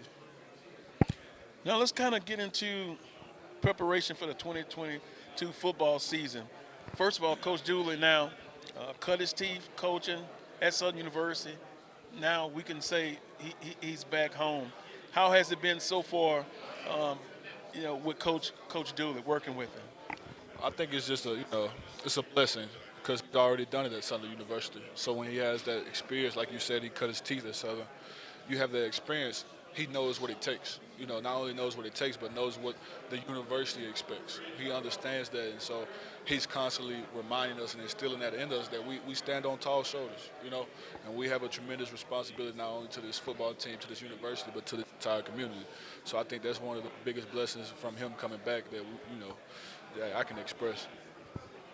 Yeah, it's definitely great to have Coach Dooley back on the bluff. You've seen what he's done. You've seen his track record. And, it's great to have him part to be leading us. He knows what it takes He knows what it takes to bring us to the championship. He's been a part of a lot of them. So that's what we're looking forward to. So expectations are always as high as Southern University. I'm a Southern University alum. You guys, if you're not already, you will be. Talk about the expectations and with Coach Dooley having high expectations as well. We know what they say. It's hard to be a Jaguar. They always tell us that. You got to carry yourself. You got to carry yourself as a great man on and off the field. You got to do the right things when nobody's looking. And you got to make the grades to stay on the field. I mean, like you said, expectations, but I mean, it's a requirement. The expectations are what's required. That's mandatory. It's not optional. It's not something that we're allowed to fall short of. And, being constantly reminded of that, we understand that. So expectations, I mean, we expect it from ourselves, so nobody expects more of us than we expect from ourselves. And does it give you guys motivation? I was kind of looking at last year, 4-7, but those 7 losses, I believe, was a total of 15, 16 points. Does that give you motivation that that you can do better as a team? Yeah, it definitely gives us motivation. We played a lot of close games last season, so we look at that closely. We got to finish. We got to work a little extra. We got to work a little bit harder. We got to finish. We got to go a little bit harder in the weight room. So that's something that we've been taking note of. We definitely gonna try to improve on. Yeah, I think that's just the biggest emphasis. We got to put the work in. Winning the championship, the requirements don't change. It's a high price to pay. It takes sacrifice of time, your body, things like that. So being able to put the work in, take care of ourselves, take care of our business on and off the field, I think that's the biggest thing, is making sure that we do put all of the work in and not try to shortcut it. And, that's one of the things that, maybe 20, 30 years ago, I guess I'm showing my age here, but you came to camp to get in shape. You guys look tremendous already.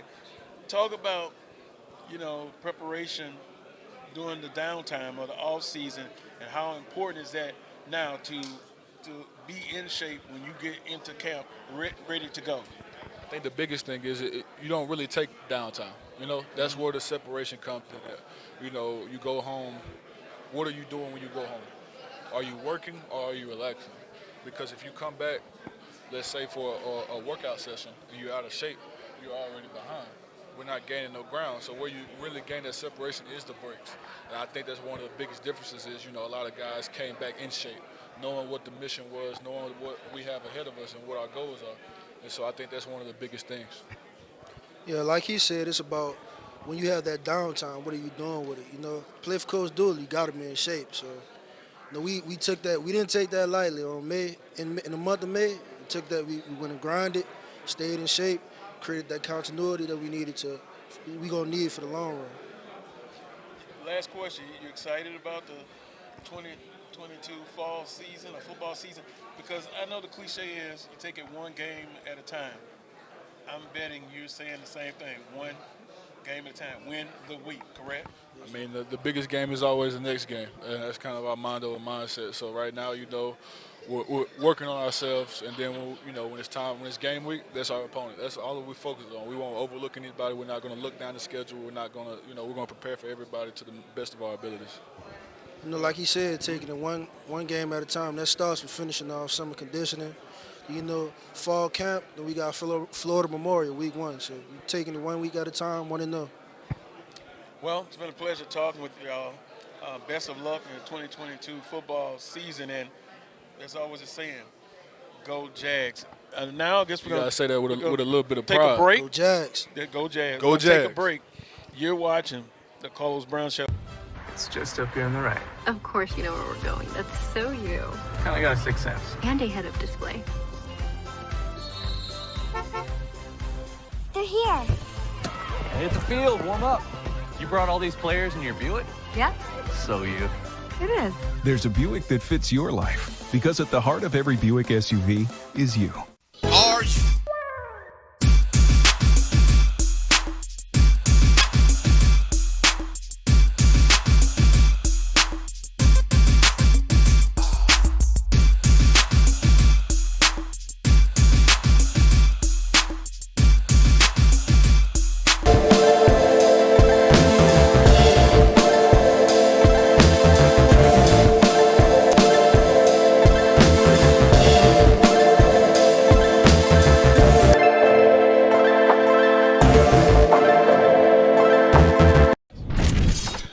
All right, welcome back to the BCSN GameTime Show live on the Black College Sports Network and HBCU League Pass Plus. You have heard from all 12 institutions and their players.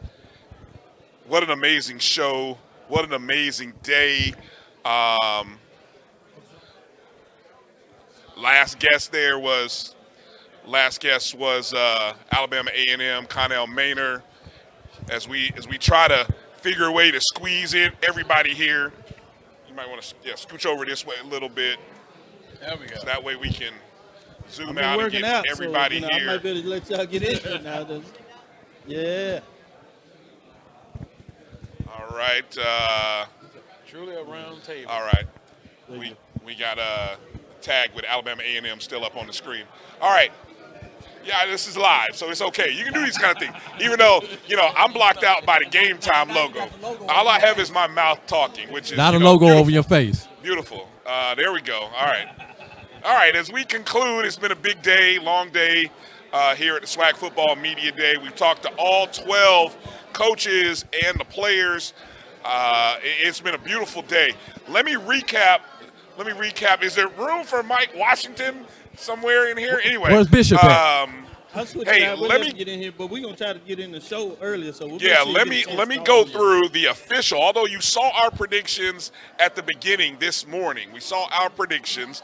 All of us, I think, gave them. I don't know, BJ. Did we get your on the money. predictions? I was close. Hey, I was close. Doc. Who did BJ? BJ, who was your the team to come out of the East and West? Your personal picks. Out of the East, I got Jackson State. I think that they're the champion until everybody else proven except me had otherwise. In the West, I think it's going to be Southern. Okay, so that moves 1 to Southern. So now I think it's 4-3. Let's go, Jamie. Who did you have? Listen, I'm gonna go chalk with BJ. I'm gonna say the same thing. Jackson State in the East. Okay. And I'm telling you, Southern, I don't think people are giving Southern enough credit. So you went in Southern, the West. So that moves it to 5-3 now, Southern. Mike, who did you have coming out first place, Mike? Out of the East, I had Jackson State. Come on in here behind, right here in this space here. Yeah, so out of the East, I had those boys in that little town from Mississippi coming out of Jackson. Jackson State, all right. Out of the West, it's going to be a shootout, but I saw Southern coming out of the West. All right, so that pushes it to, I believe, 6-3 now, Southern. The 3 was Alcorn, and then 8-1. I can't wait for the OBC the day after. That's all right. I'll be the lone wolf. How they doing? NFL Network? Hold on, Mo Carter.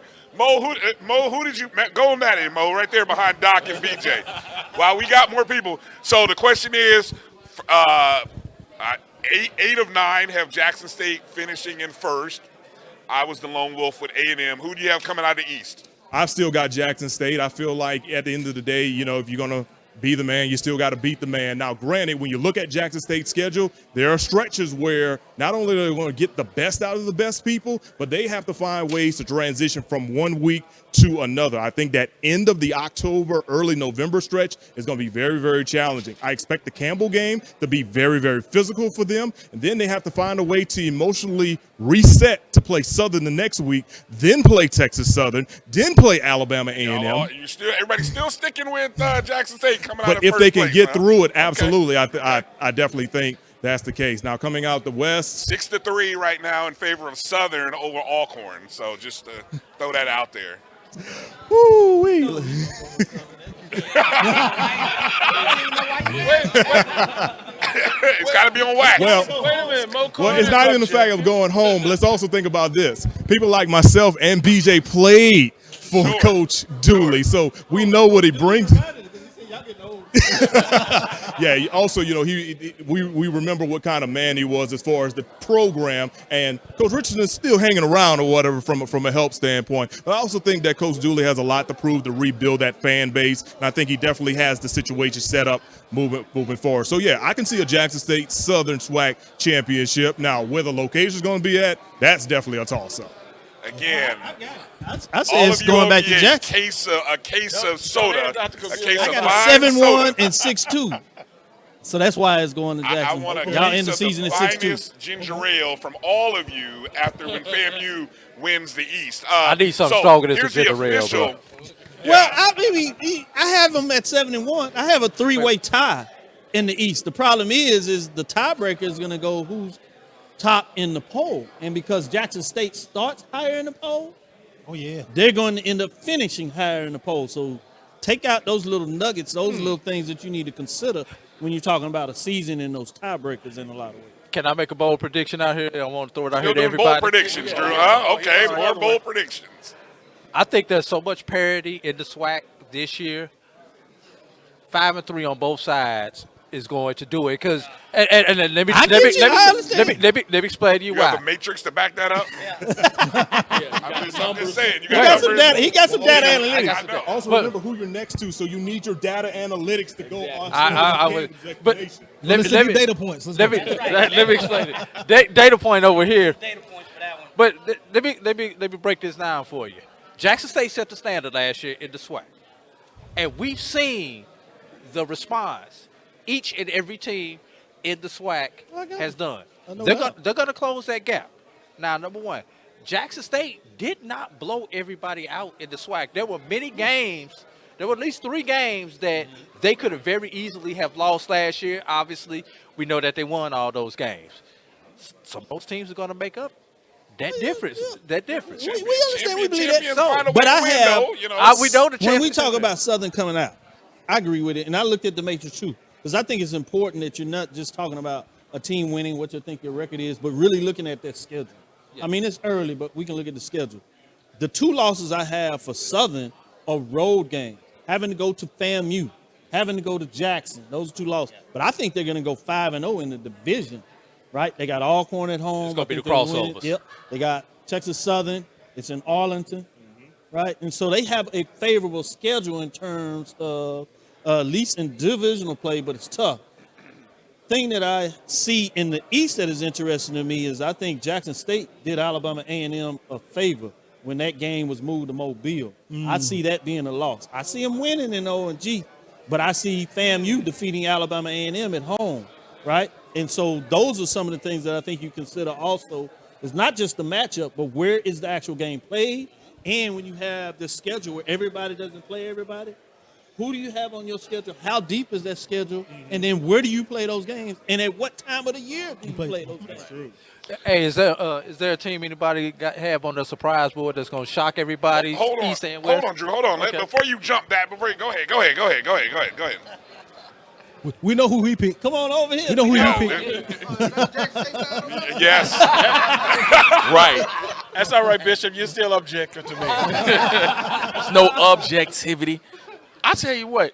I got a 10-1, so you should be nervous. Who's 10-1? Who do you have? I got Jackson 10-1. Okay, let me hear you. Let me hear you, Jamie. Go ahead. No. Grambling. I'm gonna tell you what. They've recruited well, and I think if Coach Jackson can get this offense in the positive direction, quarterback. Exactly. I think if you get a good signal caller, they can actually get that going. But they have a tough schedule ahead. So that's what I mean by dark horse in the true sense of the word. My dark horse, man, resides in Houston, Texas. Body. And it's Texas Southern. Andrew Body is good enough to keep Texas Southern in every football game that they're going to play. No doubt. The problem is Texas Southern's defense has been bad enough to keep the other team in every game they they're going to play. Now they said, I talked to Clarence McKinney, and take this for what it is, the coaches. He says that they brought in a couple of key guys on defense, so he expects them to be better. But Alabama A&M, Coach Monell just said that too. Mm-hmm. So it's going to be interesting to see those teams that know their weaknesses. Mm-hmm. And they went out to the work, recruit, and see what it is.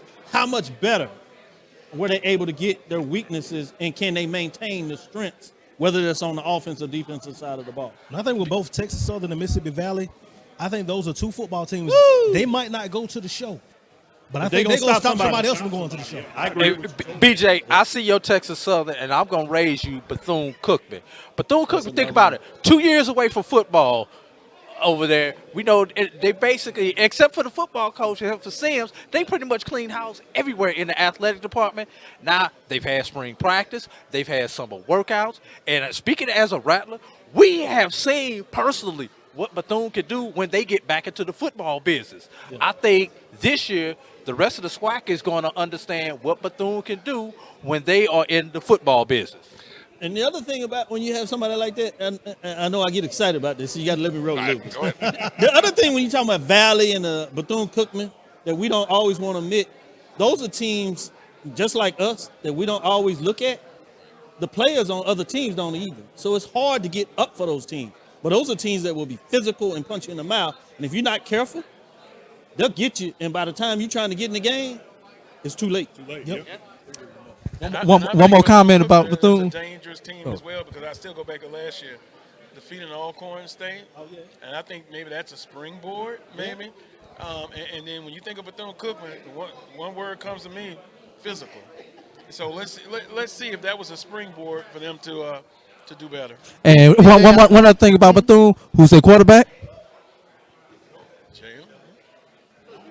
Say it again. Jalen Jones. Okay, I think with. Check your alumni card. Say what you want. Remember, he was a 4-star quarterback coming out at Jackson State.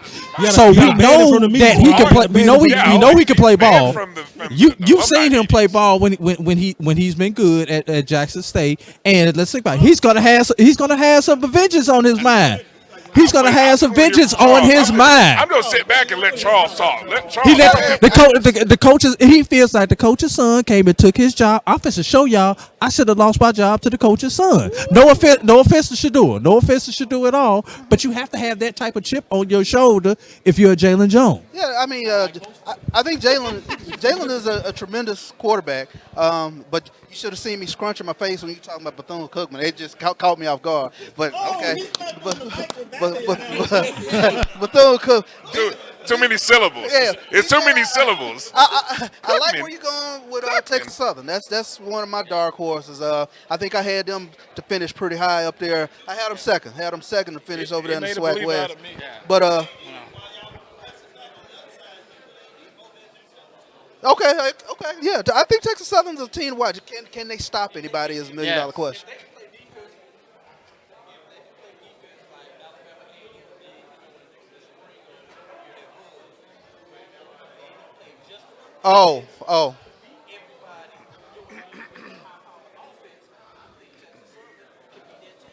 I thought you. Yeah. I thought you were going to say Alabama A&M's Okay. defense doing 61-15. Pop quiz, data point. Who had the 2 worst defenses in the SWAC last year? They weren't. Can anybody name two worst defenses?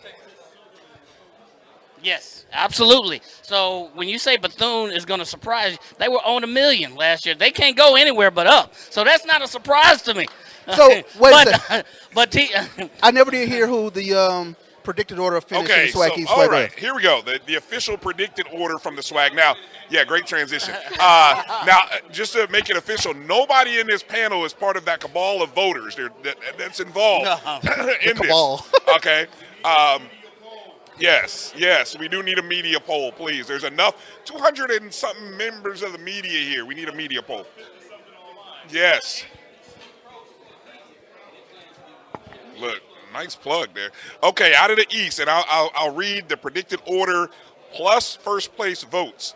First place, Jackson State, 116 points, 12 first place votes. Second, Florida A&M, 108 points, 7 first place votes. Alabama A&M came in third, 87 points, 2 first place votes.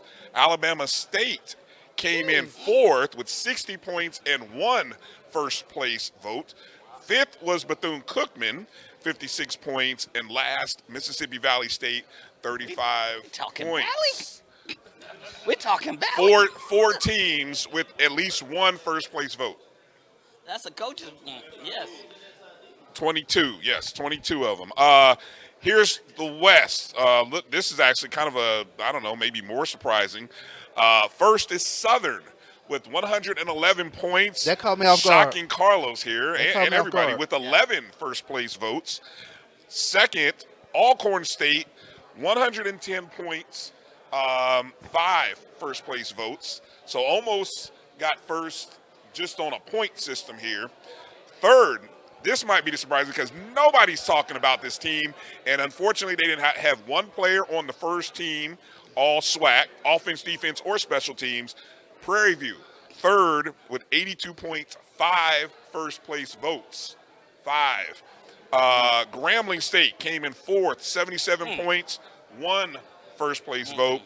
Arkansas Pine Bluff in fifth with 42 points, and the shocker might be, based on some of the picks by this group, Texas Southern, 40 points. Okay. React. Thoughts, any? Mike Prairie View, third. What? Right.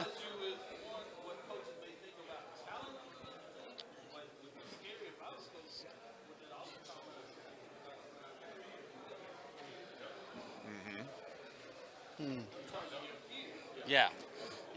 I will say I'm Panther to my core, but the Prairie View third being picked over, over Texas Southern and a couple of others, that did surprise me. And here's why: key losses. You have a steady quarterback and Jason Dumas. Dumas. And you had also Stubblefield leave. So I talked to them today. They said they have some dogs, but I don't know if you have enough dogs to run to finish it. Yeah, exactly. We talking Dobermans or little.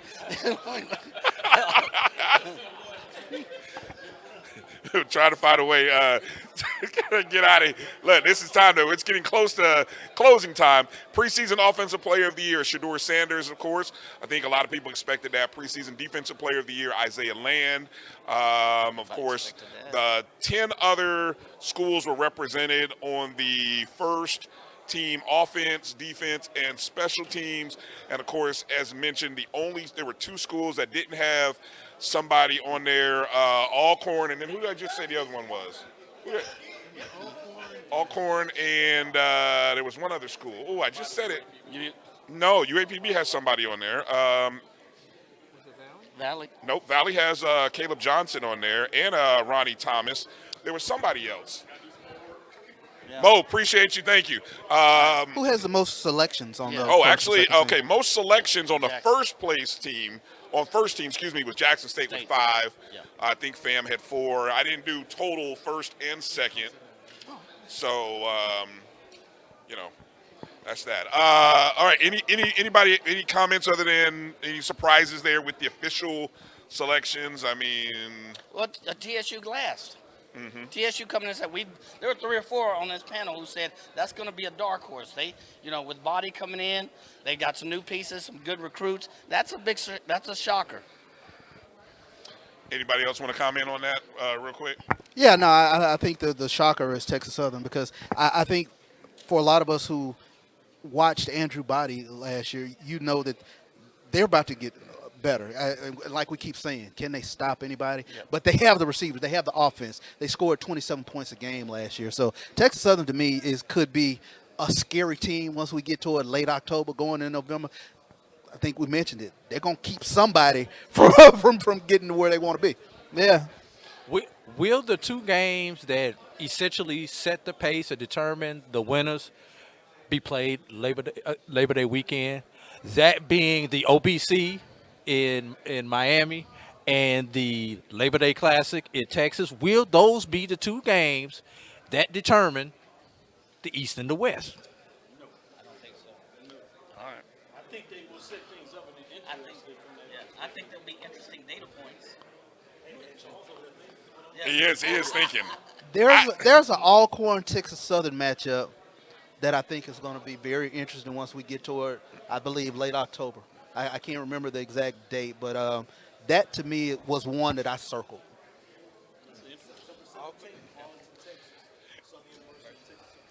That's going to be good. Yeah. And Alcorn, it just came to me. Alcorn State was the second team that didn't have a player on the first, but according to the votes, voted second, very close to first. And there were 3 of us here, me included, and a couple other people that picked Alcorn to come out of the West. So I hate to call them a dark horse because I think the pedigree of the program doesn't speak to dark horse, but I think that's fair because they lost everything quarterback Felix. Yeah. Right? Yeah. Did so much for that team. That was not the best offensive line. When we talked about Alcorn being a team that was really pushing for championships, one of the things that used to concern, if not fear from folks, as they like to say, fear, is the fact of their offensive line and how they could run the ball. What was able to get the Braves really over the last 2 years, going back to 2019 when they did, is what Felix could do to get them out of trouble. Even when their offensive line was not that great, he just made plays and extended plays. So I can see why people have a question on Alcorn. They believe their defense will be solid. Right. But you just don't know what they're going to do at the quarterback position. There's some trust that they have somebody because they've done it before. But I'm talking about, I'm not one of those people that just has blind loyalty. No, yeah. Right? Yeah. I mean, give me something, show me something in regards to what that looks like. And that's so I do see why folks will have some support in terms of coach, that he's solid, but there's a lot between being solid and winning a division or conference championship. Southern picked to finish first. Did anybody see that coming? Well, 6 of you guys did. Yeah. Apparently, I didn't. Yeah. Returning quarterback? I think that's the question mark. But I think people are fascinated with what they're going to do on the defensive side of the ball. Absolutely. I think that Southern can win a lot of games until maybe a quarterback of just on the defensive side of the ball. I mean, you have Jordan, the FCS player of the year, on the defensive end is back, has gotten healthy, right? Mm-hmm. You have Dumas with a lot of people think of one of the best defensive fronts, and that's not even counting some of the other ones. They get the best transfer out of the CIAA in terms of quarterback. They were already solid at the quarterback position. And I also think a lot of folks thought that Southern may have not played up to their capabilities. So I think that's part of it. And people believe, frankly, they believe in Coach Cooper. They think that if he has talent, Proven winner. yeah. So for me, the other thing is not just so much with Southern Eagles, what people question on the other team. As you talk about so much with Texas Southern, yes, you're excited about what they do on the offense, but you got questions on the defense. Sure. Prairie View, yes, you know that they have championship and you got some talent there, but you're concerned about what they lost. You're concerned that they have a new head coach, they have a new offensive coordinator, defensive coordinator for the first time. They got a new trigger man. That's a lot of newness for you to say, hey, let me push you all up. Pine Bluff,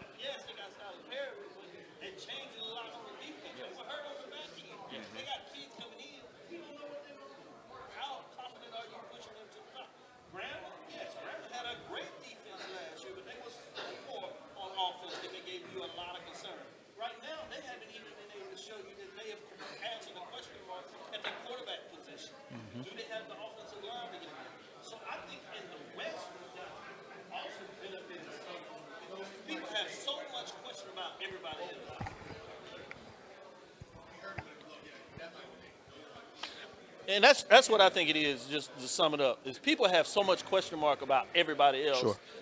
on that Western Division that you say by default. I think Southern has more than everybody else. It is fascinating hearing from if you think about the West, it's like you get picked first, and so many of you between Southern, Prairie View, even Alcorn, because in talking to Charles Edmond, even he was kind of like, oh, you picked us first? I mean, I've never seen so many people like shocked and all. Like Charles and I, we expected, I'm mad that so many of y'all picked Jackson State, but he expected to be in first. I expected FAMU to be in first, not second. But anyway, there's that expectation on this end, and everybody else, it's like, huh, really? So I find that fascinating, completely fascinating that the West is wide open. As whatever you may think, it is wide open, apparently, in a lot of people's opinions, because there's one thing holding us back. Coming close to the end here, let's think about one thing, one takeaway. So just one. I know some of us will ramble and go with 2, 3, 4, but let's try to come up with one thing as we go. Let's go right here, let's go Charles, and then kind of go towards BJ. Yeah, I think Jackson State being the hunted. They come back with that swagger, and 13-0 is the mission. They left meat on the bone with regards to the Celebration Bowl.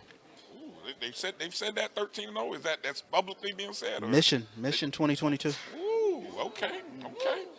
Ooh, okay. All right, I like that. Hey, put it out there and go get it. Yeah. Put it out there and go get it. I ain't mad at that. I ain't mad at that. Let's see what happens. See? Yeah. I ain't mad. They put him at 12-1. I'm not too far. Mike?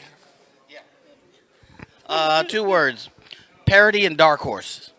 That's my takeaway. There's parity and dark horses. There's a couple of teams, Mississippi Valley, that are going to make it tough for you. Texas Southern's going to make it tough.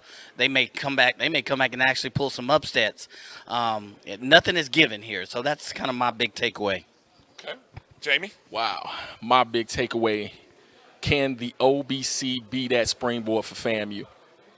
Can that game be the springboard for what they want to do in the East? Because last year just rolled out to where everything stayed sharp and they, got into the playoff, but, can they win the SWAC East? Okay. Drew? 1. Great reminder. Yeah. Alabama A&M plays 7 games within the state of Alabama this year. Will that be to their advantage, or will that be to their detriment? That's good. That's good. Doc, what do you got? The quiet confidence of every football coach here at Media Day. That's the first time I've seen this in a lot of years, if not in all the years, that every coach that I interviewed had real confidence in their team being able to take the next step and seriously challenge for a championship. BJ?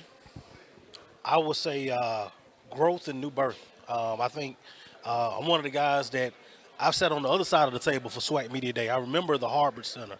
And to see where this conference has grown to where we are today, when you have so much media in and just so much attention coming into the conference, it's a new age and a new dawn in the Southwestern Athletic Conference. And I think that's the key word, and that's the what we have moving forward. Beautiful, and the better days of the SWAC are ahead of us. Okay, and I guess my big takeaway, the last dance. That FAMU roster is sitting with so many guys that have been there these last 2 9-win seasons, and they've been there 3-4 years. They are hungry. I can't take credit for doing the last dance thing. That was our Tallahassee Democrat reporter. I think he kind of came up with that thought. But seeing this team work and hearing what's happening in Tallahassee, they are hungry and they are focused. They're not talking about that first SWAC opponent. They're talking about that first game against North Carolina. And then we'll talk about the rest of the season after that. So that tells me they are extremely focused, but it's all or nothing. Yeah, look, again, either it will be another long 365 days for me. It's already been 320 and counting. Or, look, I can't wait. I won't hold it. I'm not gonna do no dance. I'll just bring me a case of ginger ale, Publix version or Canada Dry, preferably. All right, we're gonna take a quick break.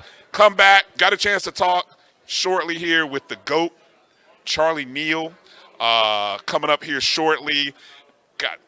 I try not to go fanboy here, but big fan. He's one of the reasons me and many of us got into doing this and loving HBCU football. So it'll be a pleasure to talk to him in just a moment. You're watching the BCSN GameTime Show on the Black College Sports Network and HBCU League Pass Plus.